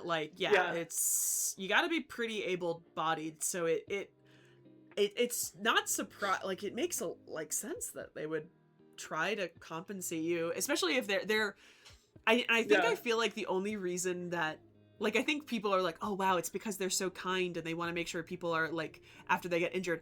I think it's really about, like, dividing the loot. Like, I think it is more on a little bit like they always had rules of how they're going to divide the loot, and they had those civil marriages about dividing the loot, and so I feel like it's more of a way, if I already have this in writing, that now that you're injured, you can't argue that you deserve more.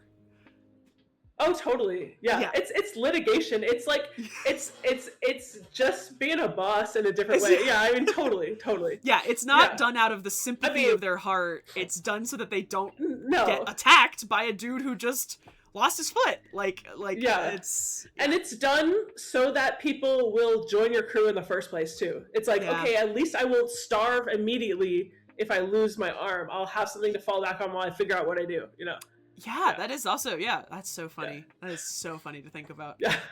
It's the benefits package of you applying to be a pirate. What are my benefits? What is going to happen if I lose my foot? Oh, well, if you lose your foot, you'll get this much. Oh, okay, actually that's pretty good. The other guy didn't want to give me that much for that. And that is it's so wild to think about it, because, like, I know it's wild to think of a job board of pirates and, like, how you go and find a job as being a pirate, and I think that is fascinating to imagine. Yes absolutely. And then, like, another thing that's interesting is to think of, like, pirate ships as kind of like a maritime counterculture, because they're both mobile and they're, like, floating away from, like, if you think of, like, all these empires and they've laid their laws out on their colonies, like, and territories, kind of like a quilt. Like, you have, like, different patches, and like you have different levels of enforcement. So in some areas it's enforced really heavily, the law, the English common law or whatever. In some areas it's really lax, and you have like the pirates like using what they want from these laws and then not using, and then like abandoning like what laws and social conventions they don't want to go by. And so like once someone joined a pirate crew, oftentimes social status that mattered on land, like rank, nationality, even like gender or race, could be less important. It kind of comes down to like, can you follow rules, and are you going to be a problem here? And we care about that more than like if you're half black or you're a slave or something, or you're and so like we have examples of like women, few examples of women, but like women like Anne Bonny and Mary Read who disguise themselves as men to be pirates. We have examples of black pirates, including both free black sailors and formerly enslaved men who ran away. And they became, aboard the ship, they became full crew members with equal shares of the loot, depending on their rank. And there were mixed crews as well of like nationalities. So like you could have one pirate ship that has English, Dutch, French, Spanish, African, indigenous sailors all aboard. And yeah, so like obviously pirates were not egalitarians by any means. They had sexism, violence, slavery, like all of that stuff. But if we compare it to like the very rigid hierarchies of these European empires, it's often like very pragmatic. Yeah. If you will. Do you think that is coming from a sense of like not desperation, but the need for people on their ships, that they will take anyone? Or do you think that is they're all chill with everyone and they don't really care? Or is it because it's kind of like, I don't know what like the estimations of how many pirates are there out in the world, but I feel like it's very low, and the temptation of who becomes a pirate is very, very low population, so they will take who they can get. Yeah, it's not that they're like trying to be like social justice warriors or anything. Like they're not trying to change the world. It's more like while you're here, you're just like a crew member. As long as you do your job, kind of thing. That's not to say these people didn't experience racism like by their crewmates or whatever, who were from this world that and reinforce these things. Yeah. But like officially, they were not like paid less, or there aren't like that many accounts of like mistreatment officially, like on that basis. Yeah. It is fascinating. It is a job is a job. And if you need pirates, you need pirates. But yeah, that is that they definitely are. You can tell everything that they really are doing is the motivation is looting and obviously not gold, but like that power of that aspect, and they will do whatever they need to get the best outcome. And if they need people that are from the outskirts of society, they will take them. Yeah, definitely. That is fascinating. Yeah.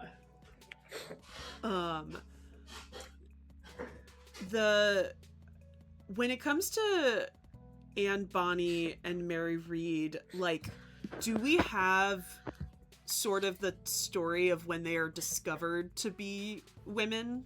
Do we have kind of... Yes. Okay. Well, they're captured, like, and so it comes out because they do something. So, and we're going to talk about what happens when pirates are caught, but the reason they're not hanged as pirates is because they come out and say we're pregnant. So they do something called pleading the belly, it's not just for pirates, it's any woman in this era, in the early modern period, like in the Western world basically, but also mostly the British Empire, who was like sentenced to capital punishment, a capital crime, meaning they're going to die, would say, wait, I need a stay of execution, I'm pregnant. And it's unclear if they were pregnant by this what is it, Calico Jack, who they're running around with, who there might have probably had a relationship with one or both of them, or if they like found a way to become pregnant while in prison, which was definitely possible, right? I mean, like, possible. You're a woman, and what we do know is that they both were examined by a group of matrons. It was called like a council of matrons who like so a group of women. So that is interesting to think that like the law at the time subjected them to a group of women to check for pregnancy and not like some official doctor man. But this is also an area where the whole field of midwifery is in flux, Yes. and you have like professional doctors, male doctors trying to like overtake midwives. So this is kind of like the last era of like midwives being prominent as like medical practitioners based on experience instead of expertise, if you will. So that's like when that. I weirdly actually know of another instance of this where women are kind of pulled in to have this sort of like I don't know, pulled in for like a legal sense. And there's a very interesting case, and I don't know all the very deep specifics, but they have a pretty good Wikipedia about the first potentially transgender person in the United States. And it is sort of like you throw it out around a fun fact because you ask somebody, okay, who is what year do you think this person is like living in? And most people will guess much later. It's actually in the late 1600s, and it takes place in... Is this Universal Public Friend? No, this is not Universal Public Friend, who I just recently learned about. This is a person named Thomas or Thomasina, and I feel bad, I can't remember their last name now. But they are in, I think they are in Jamestown. I think it's in Southern Virginia. And Thomasina, some days would go out dressed as a man, some days would go out dressed as a woman, like did what they wanted. And they were charged, they were like put on trial, and what they actually did was that they had a group of men observe him and examine him, and they had a group of women examine him, and they disagreed, which is wild. And essentially, if I remember correctly, the end of the court case was that he was half man and half woman, and so that he would dress as a man from the top up and as a woman from the top down. And then he sort of kind of disappears into documentation. But it is that weird instance of like, they gathered a group of women for a legal reason to make an observation, which I think is fascinating because it feels like in that time of age that they maybe wouldn't trust women to do something like that. Like, I feel like that they would probably look down on people like that, but for some reason they actually gave them the credit that, oh no, you're going to ask a group of women to do it and not a group of men, which is fascinating. That's so interesting.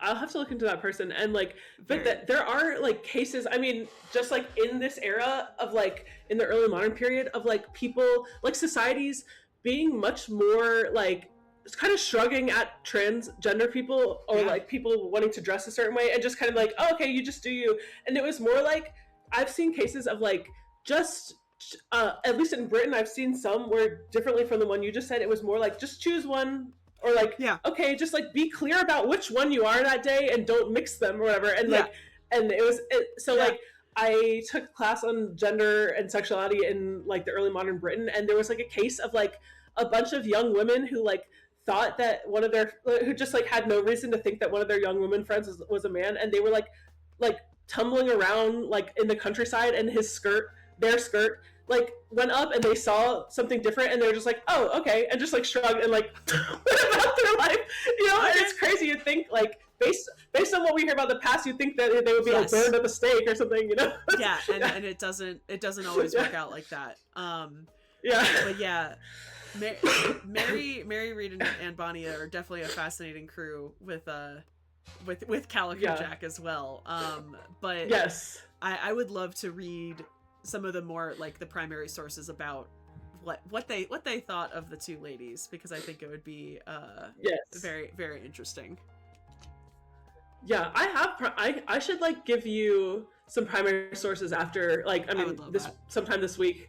Because I'm thinking of doing some pirate videos on my channels too, because I dug all this stuff up, so I was like, why not do some more pirate videos? I'm gonna be so honest. Again, we come back to the kids loved Egypt, kids loved dinosaurs, kids loved Wild West and pirates. So I feel like you have a market there that, because I don't know anybody who's posting on social media about pirates. I would love to love to see more people who are doing that. Otto had a question. Yeah. What was the religion situation with pirates? Do we have any evidence of them being super religious or being anti-religion? Being anti-religion and anti-establishment is what I would say, like, that I've seen. In fact, like, speaking against it and kind of like even being seen as blasphemous by either the Anglican or Catholic Church, depending on where and when. I mean, I'm sure there's somebody who, you know, like, you can always find me a pious pirate out there, you know, like, as a, you know, wait, I found one. But, like, in general, you know, they're living like an anti. They were stealing Bibles. Did they have a chaplain on board? Yeah. I don't think they had a chaplain on board. No. And yeah, I'd say like their religion is going to be much more superstitious, like the naval or the seafaring superstition of the time. Yeah.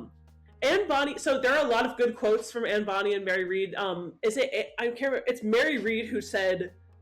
I'm checking my notes here. Mary Read told, like, in her court records, said like, any man who wasn't a coward would become. Or every cowardly fellow would become a pirate if they weren't punishable by hanging. So, like, they had a lot of great quips that are, like, documented in the court records. And I want to say those are probably, the court was through the Old Bailey, which Old Bailey has a website, and that's, like, the British courts of the time. And I would say, like, that's worth digging to find. Or, like, they might be published somewhere for free. Or, like, where was that? Was that in, like, Cuba, or was that on an island? Because they didn't send them back to England, did they? I thought they were sent. I'm not sure. Jamaica. In Spanish town, Jamaica. Yeah, it was in Jamaica. Yeah, definitely would have been Jamaica. Yeah, that's amazing. But yeah, that is a great quote, Alex. If you fought like a man, you would have been hung like a dog. It seems like they didn't really, they kind of looked down on Calico Jack, which I think is so funny. Oh yeah. Yeah, it seems like they had a very screw you mentality to him. Yeah, yeah, a little bit. Yeah.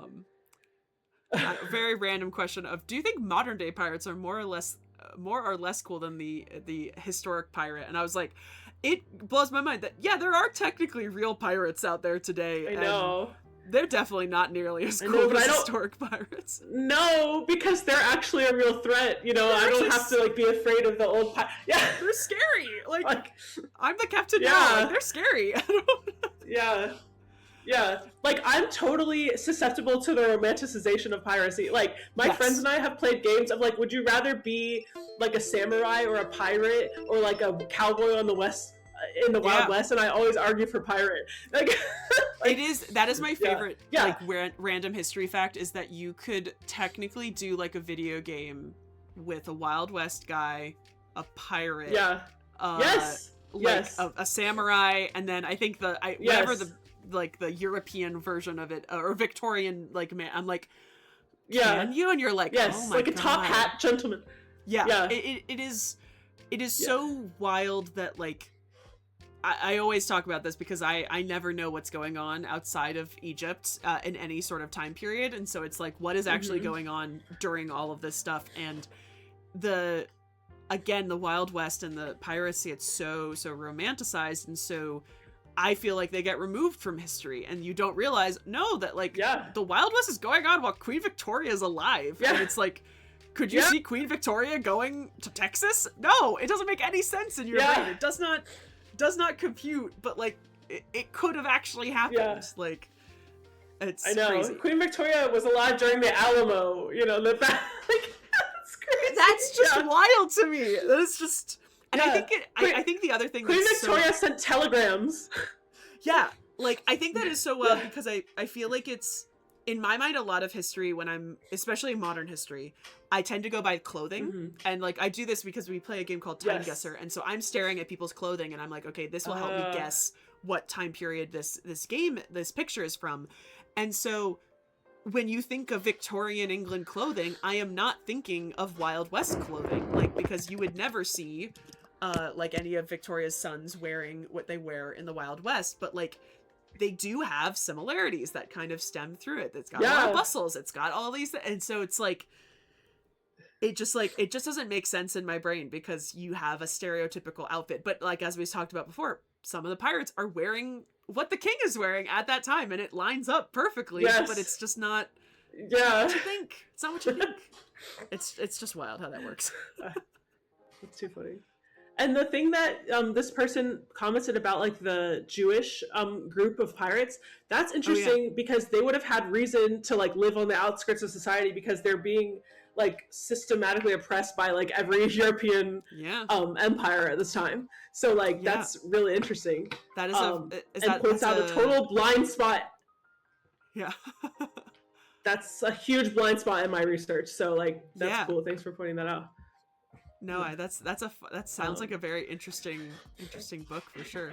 Yeah, a pirate, a samurai, a cowboy, and an English dandy walk into a bar. Yeah, really. Walk into a saloon. Too funny.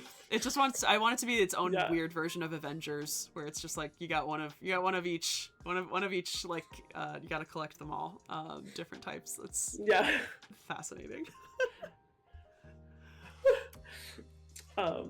And then, okay, so what happened when pirates were caught? This is kind of like another question, you know? Yeah. So because they're enjoying to varying degrees or some sense of autonomy or like a suspension of the rules when they're out like at sea. But if they get captured, they're fully, you know, back under the umbrella of imperial law, and that freedom and autonomy and the mixing and all of that is going to go away because they're going to enter a colonial courtroom. And again, this is like where a lot of our sources of pirates come from, these courtrooms, whether it be back in London or in Jamaica or somewhere else. And during the golden age of piracy, by this time, most empires had made piracy a capital crime, meaning if you're found guilty, you're hanged. And not only would you be hanged, but if you were especially notorious, you might be gibbeted, which means if they put you in one of those like metal, like the Iron Maidens cages and hang you in the harbor. Yeah. Hang you in the harbor and like the seagulls eat you. And you hang there to like be like a deterrent to other pirates. But like the one exception would be if you're a privateer. And, you know, so like a privateer, again, is like a pirate working for a government in an official capacity, and they would have a letter of marque saying, I'm a privateer. And if you are a privateer, so remember these countries are warring with each other during this era, and like if you are a privateer for France and you're caught by Britain, you wouldn't be killed as a pirate, you would be treated as like a prisoner of war. And so you'd be like kept as a prisoner of war, or you might be traded, you might be like ransomed back, or you might not ransomed, you'd be like maybe traded back. So, or of course, if you're caught by your own government as being a pirate, you might try to say, wait, I was a privateer. And so that was an excuse that people tried to use to get out of, or say, oh, I lost my letter of marque or whatever, or, you know, I swear. But then we have gray area, and this sounds like maybe this guy, this real pirate William Kidd, might have been an inspiration for the character in your game, because William Kidd started out as a legitimate like pirate to hunt for the British government, and he was a privateer. So like his job was to go hunt pirates and like destroy enemy shipping, like mess up Britain's enemies shipping. And eventually he went too far though, and like started attacking unauthorized targets, and the British authorities concluded that he'd crossed a line and they executed him. So like I hope that doesn't happen to your guy in the game. So remember, I was telling Caroline before about James Kidd, who we think is probably fully fictional, but is supposed to be the illegitimate son of Captain Kidd, William Kidd. And how I'm definitely sure that James Kidd is actually an illegitimate daughter instead of illegitimate son. But we think that is totally fictional, but is meant to be actually from William Kidd. Although what I'm interested in is maybe when William Kidd died, because I'm wondering if he is still alive as of when. Like 1700, like around the turn of the century, I want to say. Yeah, so maybe he's already dead. Like right around 1700. Oh, yeah. Alex says 1701. so the person that we're seeing is like is younger, so obviously would have been like a baby, like probably did not know William Kidd at all, because we're in 1715, so was probably a young illegitimate child right before he died, which is really interesting. But no, that is interesting that he just took it one step. The money was just too good. He just takes it one step too far, and and so they like captured him and just like executed him. That's actually that's wild. Like they tried him. So basically, if you're captured and you're found, if you're suspected of being a pirate, and a naval authority is going to send their frigates to capture you, they'll try you in admiralty courts, which means you don't have a jury. So like, it's kind of like if somebody in the U.S. military today like does a crime in the military, they're tried in like a different court. It's like military court, because the thing is like, like being a legal history nerd, like after the Glorious Revolution in 1688, British subjects had rights to juries and stuff, like and like rights to like they had like some civil rights, but if you're like if you're charged with being a pirate, you don't get any of those rights. So like you're just tried in an admiralty court in front of a judge. Like I said, if you're convicted, you're hanged in public and maybe hung out in a cage in the harbor to rot. But I love the like defenses, the common defenses that they used, again, because like these people, they were hilarious with varying degrees of success. So some people would say I was forced to join. I was coerced. They stuck a gun to my throat or to my head and said, if you don't pirate with us, like we'll kill you now, you know. Some said I never signed the articles, so I was never a true member of the crew, so you can't try me like them. So that's like some real legal stuff. Like that sounds like stuff we would hear today, you know. That sounds like some slick defense attorney came up with that, you know? I didn't sign that contract. That's not my signature. That's a forged signature. And who knows if they have the actual physical pirate law, or hey, you couldn't write, so you're just writing an X. That's not me. How do you know that's me? Then there are people that said I was there, but I never committed violence. So I was just the janitor or whatever, or, you know, I was asleep below deck. I was aboard, but I didn't kill anyone, or I didn't steal anything. So like, I've seen a case where a pirate successfully pled innocent because he was feeling sick the day of a raid, so he went to sleep below deck. Wow. And he successfully... and that saved his life. Wow. Yeah. That is insane. Yeah. Oh my god. I love that. Good for him. And then I know. Good for him, right? And then you had like cases where people would like cooperate with the prosecutors, like, you know where this other pirate gang is. So again, like tactics that are used in like mafia shows and stuff, you know, all right, you know, we've all seen an episode of SVU or whatever, you know, like, okay, you cooperate with us, testify against the other pirates, and we'll give you 20 years in prison or something, you know, or life in prison. Or help us find these other pirates, you know, and we won't kill you. We'll just put you in prison for life or something. So those are kind of like some of the main excuses that I've read, and then you can read in the... That's wild. I mean, that is, I cannot believe he... And it's like, in the case, like, I don't know if you remember this specifically, but like the guy who says that he was sick, like, are they using other people's testimony to say, oh he was down sick below, or are they just mostly taking, because I feel like the trope is that you never trust a pirate. Pirates are always lying, but like, I know there's the potential that you could corroborate if you have a whole crew that you've captured and you can interrogate. The rest of the crew like that they interviewed corroborated it, and that's another thing, is like these courts were like very heavily documented, and they were really like good. Like they had like, I've studied like murders from the era, and they like have decent forensics and stuff. Like they don't have fingerprints and all, but like they have, it's based in logic. It's not just like, it's not, the English law at the time was not just like, well, we think you should die. It was like, we found you here, we pinned you with this evidence, you know.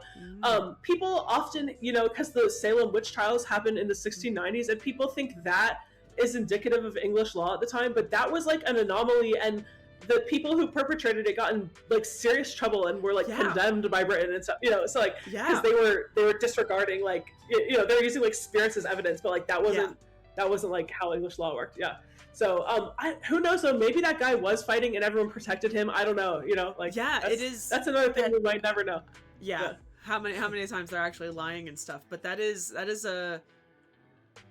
wild. Yeah, I feel like you would have the incentive to lie a lot in that case, but I guess like no, yeah, he was so sick. He hadn't had an orange in forever. Like, yeah, it's like, I know scurvy. Has such bad scurvy. Like he just couldn't get out of the hammock. But yeah, so funny. But something that's interesting is like because pirates did get disease, but they actually didn't get scurvy as much as like their naval counterparts because they could actually get fruit from the Caribbean. So like they did get it, but you know that makes sense. they would have fresh fruit more often. Yeah.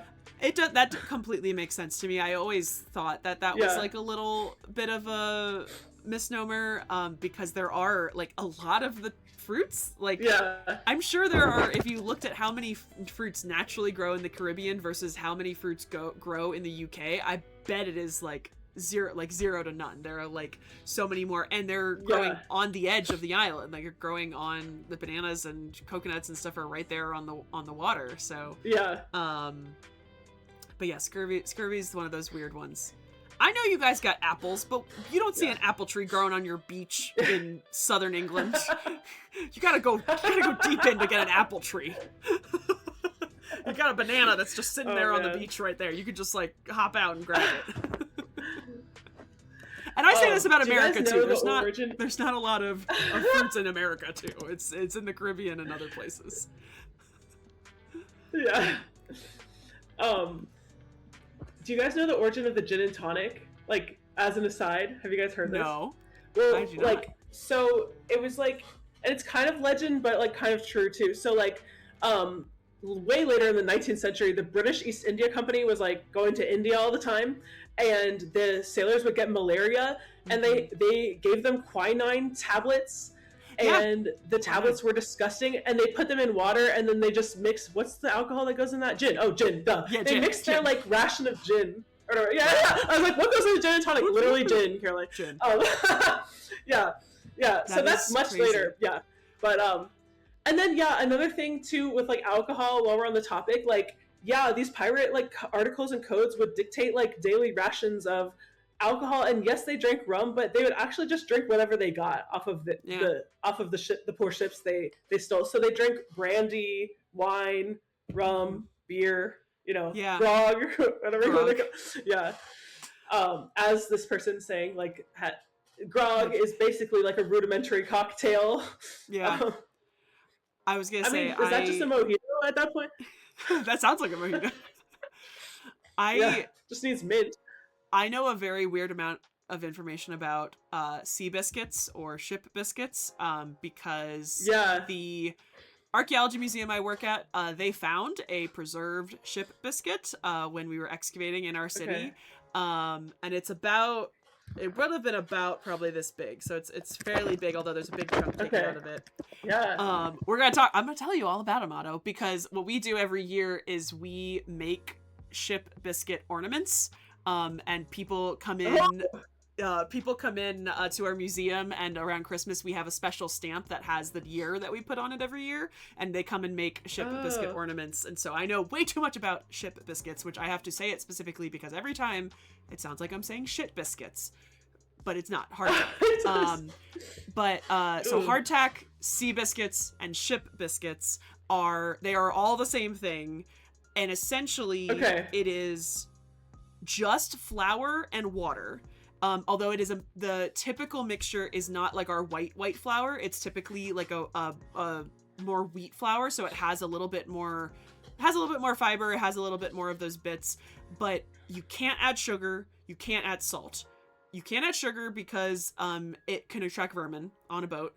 You can't add salt because it would absorb all of the water in the air and would start to rot. So it can only have flour and water. That is literally it. You can't have lard. You can't have anything else. They are very hard because of that. You bake them. They are very, very hard. And you typically would like store them in a giant barrel, and you would not eat them as hard as they are because they would literally break your tooth. But you would dip them in beer. You could dip them in anything wet. So any of your drinks you could dip them in, or you could dip it in like a stew or a soup, which is probably a typical thing that you would have on a boat because you can make pretty big. They ate stews and porridges. Yeah. So this is something that you could let there soak. It's essentially a crouton. It's a crouton and it has that a little bit of fiber. But it is something that you need for long sea voyages where you're not going to be able to go. And I'm sure pirates, like, they have, I think, as long as you're not going across the Atlantic, you probably have a higher chance of hitting a port more often in the Caribbean. Yeah. I feel like it's probably more typical of, like, longer naval vessels that are going in between the Caribbean, England, and Africa is having things like that. But it was... It was a miracle that we found this ship biscuit intact, and it actually had a stamp in it that we think stands for the Royal Navy, and we know that there was a bakery there that probably supplied ship biscuits to the Royal Navy, which is really fascinating. That's so interesting. Yeah. But yeah, they're super gross. And you've tried it? I have not eaten one, but I take home every year. I take it home and I bake it, and it's like they sit on my Christmas tree every year, and it's just like. They're so hard, and and it's like a miracle that I still have one from 2018. Like, it's gross. Oh my gosh, it's gross that. But I guess because it doesn't have sugar, it's not gonna attract. It really, like, if you keep it in a good sealed bag, it is fine. It will be fine for a pretty long time. And it is also the horse sea biscuit is named after ship biscuits. It is a sea biscuit is the exact same name, so it's hardtack, sea biscuit, or ship biscuit are all the different names for I love the same type of thing, which is like, why did they name a horse after hardtack? Hell if I know. I don't know. I don't know why. That's so funny. But yeah, so I know way too much. I'm trying to think of what else I have. I've addressed a lot of myths. Let's see. Burying treasure is like mostly a myth, and I've heard of some exceptions, but they were like thought of to be weird at the time. I can't remember. Is it Captain Kidd or like one of these? I think it is Captain Kidd, like, because burying his treasure. Yeah. I think he's like. I feel like I've heard that he is known to have hidden something. Yeah. So Captain Kidd is the only historically verified pirate to have intentionally buried his treasure, and it was near Long Island, I guess. But I don't think. Yeah. That's where I went to school. I should find Captain Kidd's treasure. Oh, that's so cool. Go head out there. Yeah. Oh my god. I don't know where it is now. Yeah.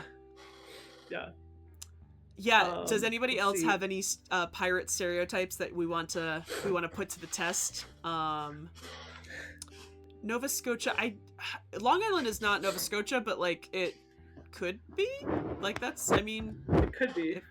I feel like I have heard about somebody burying it in Nova Scotia, but I can't really remember. Oh, wait, the hole? No, that's, sure.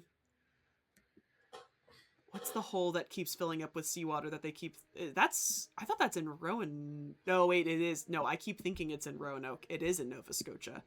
I do think that is weirdly... That's sort of, honestly, that is almost pseudo-archaeology. I can't remember what that place is called. Oak Island. That is like almost like that is... They have so many History Channel shows about this giant hole in Oak Island, and I think the myth is that there's pirate treasure at the bottom. Okay.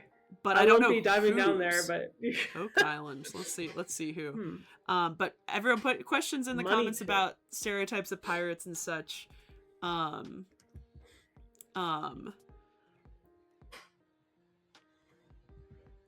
Oh yeah, I'll also say like I totally romanticize this, like, you know, because I'm like not immune from the culture as we talked about. So it's like this hard and their lives were violent, and you know I don't want people to think I am venerating pirates. Like they're violent criminals, you know. It's like they're interesting. Like it's just like they're criminals and they're opportunists and they're like intelligently navigating like a crazy world, and it's just Yeah, that's fine, because I Yeah. romanticize the Egyptians all the time, and they were like, Yeah. we're gonna say they're pretty racist about anybody else against Yeah. them, and they were not nice to a lot of people. But yeah, um, Yeah. uh, I love what did you say? You said what is it? Silver said Mythbusters did an episode about pirates wearing eye patches so that they could transition from outside the light to inside dark instantly. True or false? What? Why? I've never heard that before. Okay, I've never seen the Mythbusters of this, but I was researching the eye patches because I knew it would be asked about today, and I saw that too, and I'm kind of like, did they? What did Mythbusters say? That's what I want to know. Yeah, I want to know what Mythbusters here's the say. thing. I just don't see that as like a real thing. I'm gonna be honest. What like, is- okay? Maybe so. You tell me. What Are they we just said. saying inside like- is just the inside of the boat? Like it's dark on the inside of the boat? They tested it and it's true. So it helps you transition from light to dark by wearing it. But why one eye? They do it on both eyes then? Like I don't know. I don't think people who lost their eye wore eye patches around like that much. So I don't. That's To keep your nice. Okay, that's interesting. Yeah. Plausible. I don't know how common it was. Plausible. Interesting. I don't know how common it was, to be honest, because like I've never seen them in a depiction. But would they be wearing it when they're being sketched or whatever? I don't know. Like Yeah, that is hard. I do like this. Would you rather visit Port Royal, Nassau, or Tortuga in their quote unquote prime? Port Royal, because I've been there now and it's underwater and like it's the town in Jamaica that fell into the sea and it was like the pirate port, and people at the time like thought that, you know, again, superstitious people, they thought it was like God punishing this like, you know, wretched place and stuff. Oh my god. So definitely Port Royal. See what it would look what like. about you guys? I've always said Tortuga, but I will say Tortuga is completely romanticized in my mind from Pirates of the Caribbean, so I know nothing about actual Tortuga, but like that's always the word that I hear of, like that's what I think of when I think of pirates, is I think of Tortuga. If I actually remember correctly, one of the games we played is called C14 Dating, and it's an archaeology dating sim game. And it's freaking wild. It is the wildest game I've ever played, but it is actually weirdly accurate, and it gets actually way too deep into archaeology, and it's honestly boring a little bit because they actually are teaching you good things. And I just remembered that one of the secondary characters is a girl, and she wants to do underwater archaeology, and specifically pirate archaeology, and she keeps talking about wanting to go to Port Royal. And do underwater archaeology in Port Royal, and I forgot about that until now, and I was like, oh, that's so funny. That's so interesting. So we actually, like, randomly at my university, we have like a pretty strong underwater archaeology and forensics program, like under the anthropology umbrella. Yeah, like I knew someone who like dives to shipwrecks and stuff with it. That's so cool. Yeah. So Freya's asking about Davy Jones, and we did sort of answer a religious question semi recently, but like I would love to hear more about the superstitions, because I know like they don't like women on boats, which I think is funny. With all the like, with the female. Okay, is Davy Jones like a real, like, I mean not real, but like I don't know, like if that's just from like a real legend. I feel like that might be from Treasure Island, or I don't know. I guess sailors thought he was like an evil spirit, so like that tracks. Okay. I mean, they were definitely like not.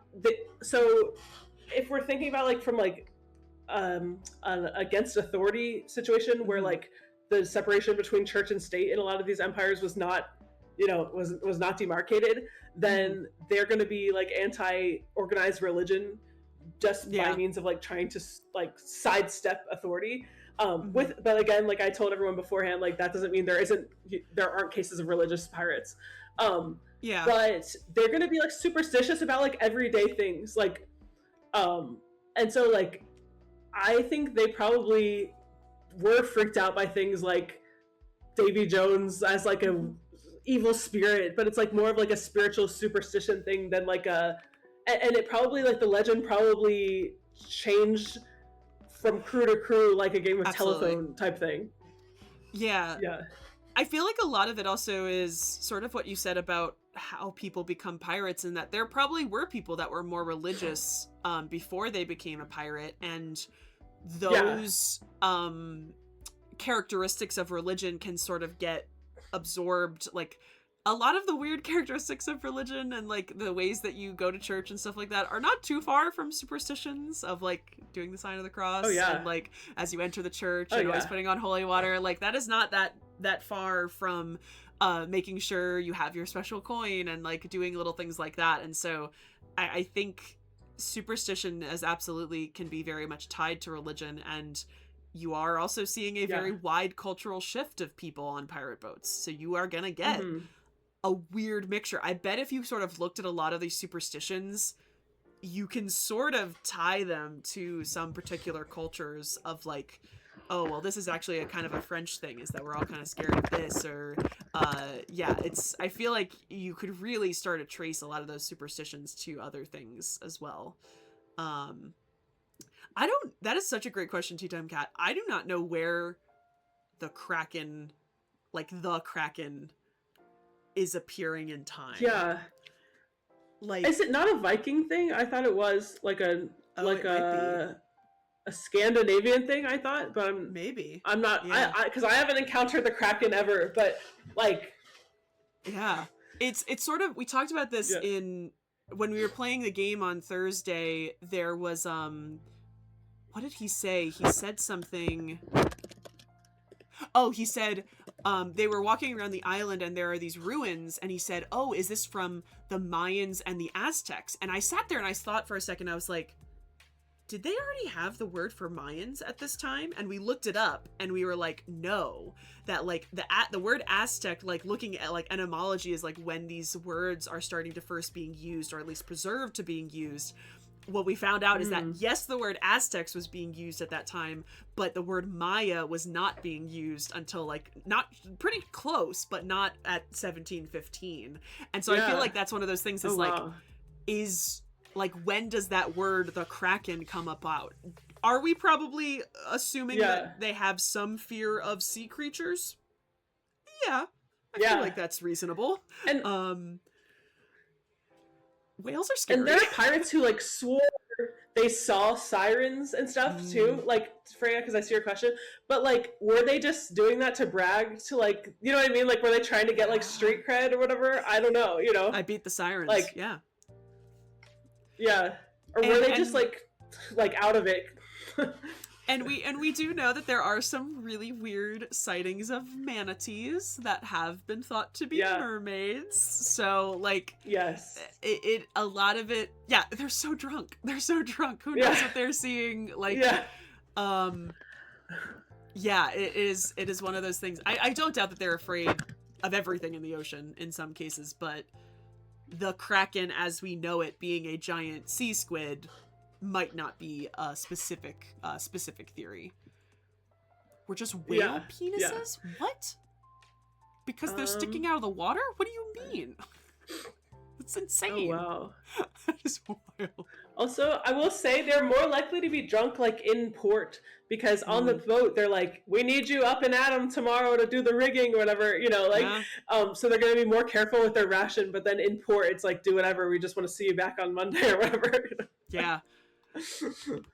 And a lot of them, like, because people will be like, oh, you know, did they have girlfriends and stuff? Well, they definitely had their favorite, like, ladies of the night, working girls at, like, different ports for sure. We know that. Like, so whales just hang out during whales. Wow, gross. I will not be googling that.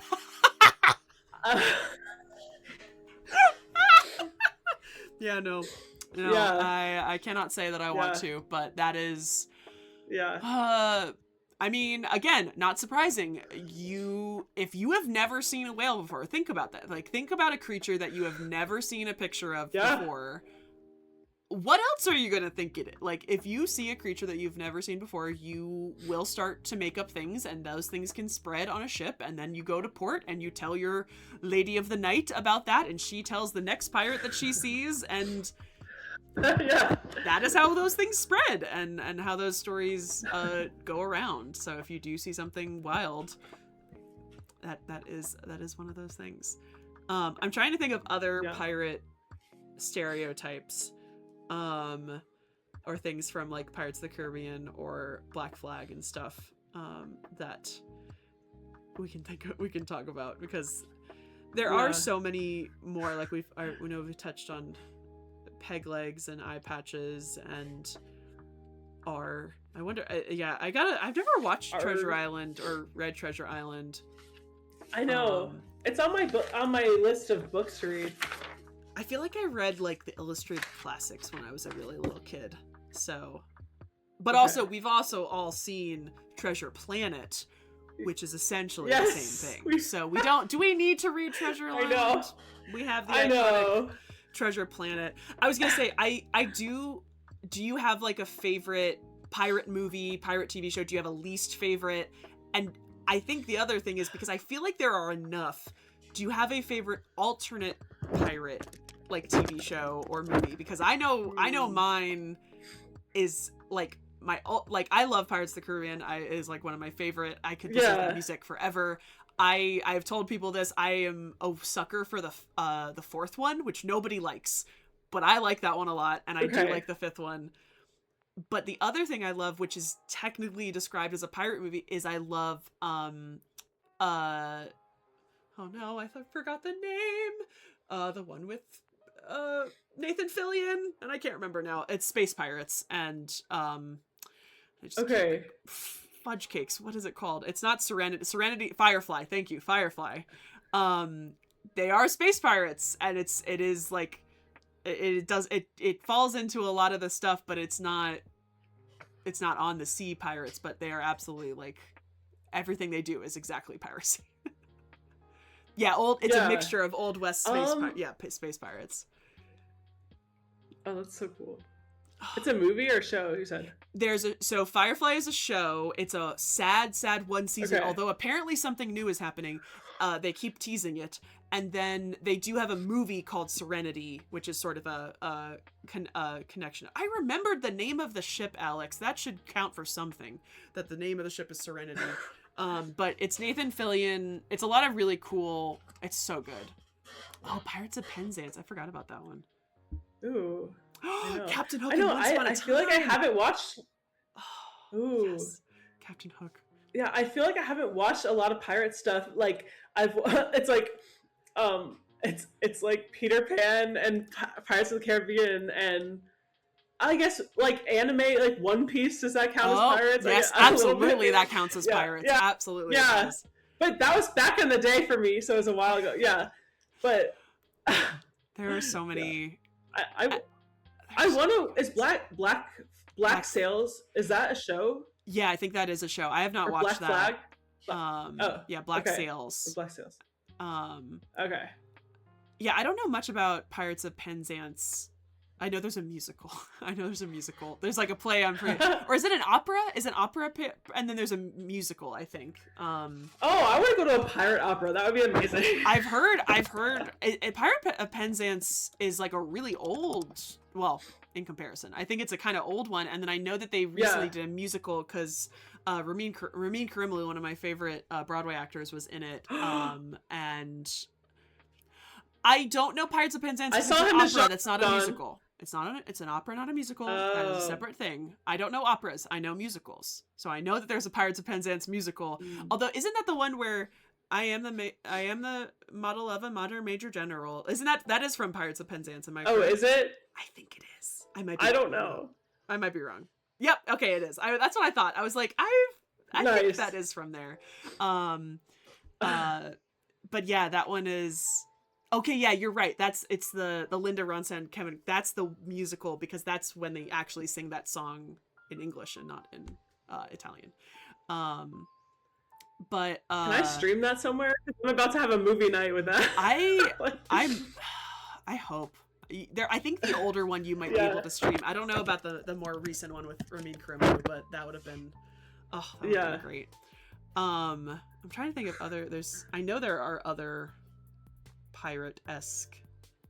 I had one on the tip of my tongue, and I can't remember what it is now.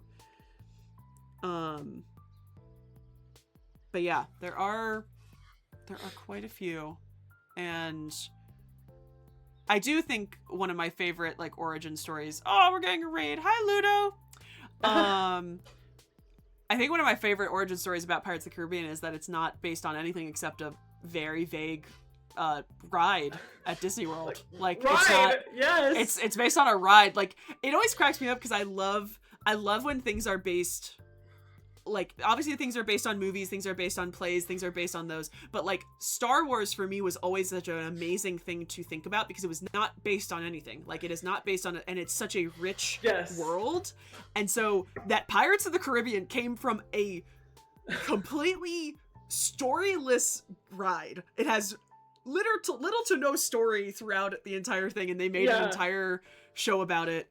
Especially because Jack Sparrow now, although now he is now been included into the ride, he was never in the ride itself, and so that they came up with that character out of nowhere is like always remarkable to me. I know, it's so good. And you know the dog like stealing the keys, like or the dog, like that was on the original ride, and they put it in the movie, and I was like, I love that so much. It's so it's so funny, and I remember because I think I remember going to that on that ride before Pirates of the Caribbean came out, and I remember the little dog. He's always the best part, and they're like trying to entice him, and then they put him in the movie, and I think he's maybe in like the first 3 movies. But the pirates, they just have a hold on people for sure. Yep. And it is. What do you think is the really enticing part of Pirates for like the general public to get so into it? Like you can say kids versus adults, because I do think there are adults that love Pirates as well. I think it's the escape and the adventure. I mean, the idea of like just like going out there and feeling the wind on your face and all that. I mean, like, you know, I don't think it's like the hardtack and the you know, the rats, you know. I think it's this. I think it appeals to like specifically if we're looking at the US, it appeals to like American individualism and like the rugged like pioneer vibes that like are, even if we try to escape it, they still like inform our culture.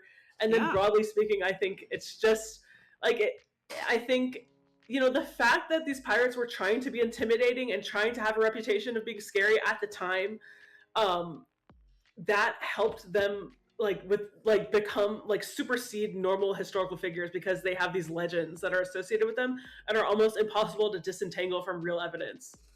Yeah. That is absolutely, I do think it is. There's something about an adventure story. Like you don't get people like kids like playing games with like, you get the kids doing the Wild West adventures out there. You get them to do that. Although granted, I was the weird child who was pretending I was starving in my pioneer life, but I think that might be genuinely, there was somebody made a TikTok and it was like these girls going out to like this is what they're pretending to do, and then it was this girl and she was like, I've only been able to gather this much food, like I don't know if I'm gonna make it till winter. And I was like, how did this girl see my childhood? That is exactly what I was doing in my backyard in my play place. And I wonder if that is genuinely a big gender disparity, that if I was a boy, I would have been doing the more swashbuckling, but that I am a woman and in the pioneer life, I have to collect the food for my husband. Like, I wonder if that has to do with it, because I definitely remember doing little adventure stuff, but there are a lot of my make-believe that were very much set in some strict gender ways that I probably should not have had at that young age. That's so interesting, because mine was literally like, I kid you not, I grew up in Florida and my parents kept the AC like really cold, and so I'd be shivering in my bed and I'd pretend I was a Victorian orphan.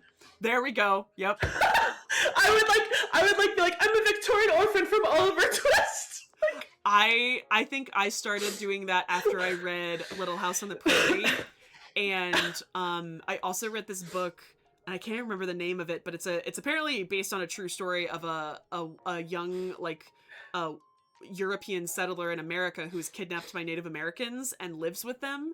And I can see the book in my mind. It's this little white girl with blonde hair and braids, but wearing a Native American outfit. Yeah. And I remember reading that and being like, oh my God, like what would happen if I got kidnapped and I'm in a culture that I didn't know about? Yeah. And so I think I was on very much like that side because that was what I was. And I also, as she literally sits exactly next to me because she's still been here since we played Assassin's Creed 3, my first American Girl doll, Kaya, and how obsessed I was with Native Americans and learning about that side of the culture. And so I think I was always on that, like, I must be in the pioneer times and surviving. I was collecting like onion grass and like hanging it from the ceiling of my play place in the backyard. That is amazing. That's so amazing. I can picture it. I know. I wish I could have been pretending to be a pirate, but it was not in the cards. Maybe. Maybe I was acting out my. Freya pretended to be a hibernating squirrel. That's amazing. Yeah, yeah. Wow. There is something very funny about like young boys going out and pretending to be like swashbuckling killers or playing like cowboys and Indians and stuff, and the girls are all like, we're all starving orphan children and we need to survive out there in the world. I know, it's like, how are we socialized? Oh my God, yeah. There's a Gasparilla mention. Yeah. Carrying like a little bindle and pretending you're a hobo. Yeah, absolutely. Oh well, I gotta go away from home, so you gotta tie it up in the bandana, put it on a stick. Absolutely, I did that. Absolutely. Oh my gosh, Gasparilla. Okay, we need to talk about Gasparilla because you mentioned it before, and this is the most fascinating thing I've ever heard in my mind. Yeah, so he's a fake. That finally got me to follow you. Thanks. You should follow me on TikTok / Instagram too. Yes, because I don't really Twitch that much. She's not Twitch. But I'm so like, I'm gonna find your links. I'll put it. Oh, there we go. Because I'm my name on. There you go. But so okay, yeah. So Tampa. So yeah, I live in Florida. So every year there's this festival in Tampa called Gasparilla, and it's like everybody goes, like all the college students go. It's like in late January, early February, depending on the year, and they like bring tall ships into the harbor, and like everybody drinks on boats and like dresses like pirates. And the guy, it's based on a total fake pirate named Jose Gaspar. And the Tampa Bay Buccaneers football team is based on a fake like that's supposed to be like Gasparilla or whatever. Yeah. Oh so my God. it's just like this whole thing. Like there weren't pirates in that part of Florida. Like Gasparilla is a wild name. But I literally, when we talked about this before we started streaming, I was like, it's like SantaCon. It's just an excuse to drink at this point. But hey, man, drinking like a pirate, it fits. It's the stereotype that they drink a lot, and so might as well do that. Yes. Oh my God. And like the reason why Gasparilla even exists, why Gaspar and all of that exists, is because like when Tampa, they built the railroads like in the early 1900s down through Florida, and like nobody wanted to go to like South Florida because it was hot and there was like no AC and stuff. So they invented this whole legend to like get people to come to Tampa. That's insanity. Yeah. That is actually crazy. It's, oh my God. Like a fake Spanish pirate. I mean, I've heard of there are plenty of like oh my God, it started in 1904? That's so long ago. Yeah. That's what I'm saying. Like 1904. Wow. Yeah. It's like there are so many of those weird, like you find out things are fake and it's just like, well, we're still gonna do it. We're still gonna continue. Somebody made this up a long time ago. But that is I just love the name. Gasparilla is sarsaparilla and Gaspar. Yes.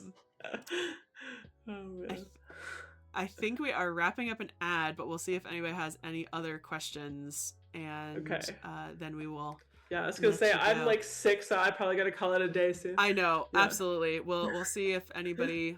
I'll type it in just because I know we're still in an ad. But I definitely think you should start doing some pirate content, because I think people Yes. would love this. And like, I hate to say it, this trope on social media, myth busting is always a decent social media for history nerds, is that like, and I think people will be very satisfied to hear that a lot of the stuff is good. A lot of the stuff is actually kind of accurate. Like, I would say probably most of the stuff you talked about, it's really just walking the plank, and like the language like seems to be like one of the bigger things, but a lot of other stuff is actually pretty decent. Definitely. But I also, people were doing the really good jokes, which is like, what is a pirate's favorite letter? But it's also, it could be the C, which I think is also even funnier. There you go. The C. I like that. And then somebody else on TikTok said a really great one, and I was like, what one was? Oh, it said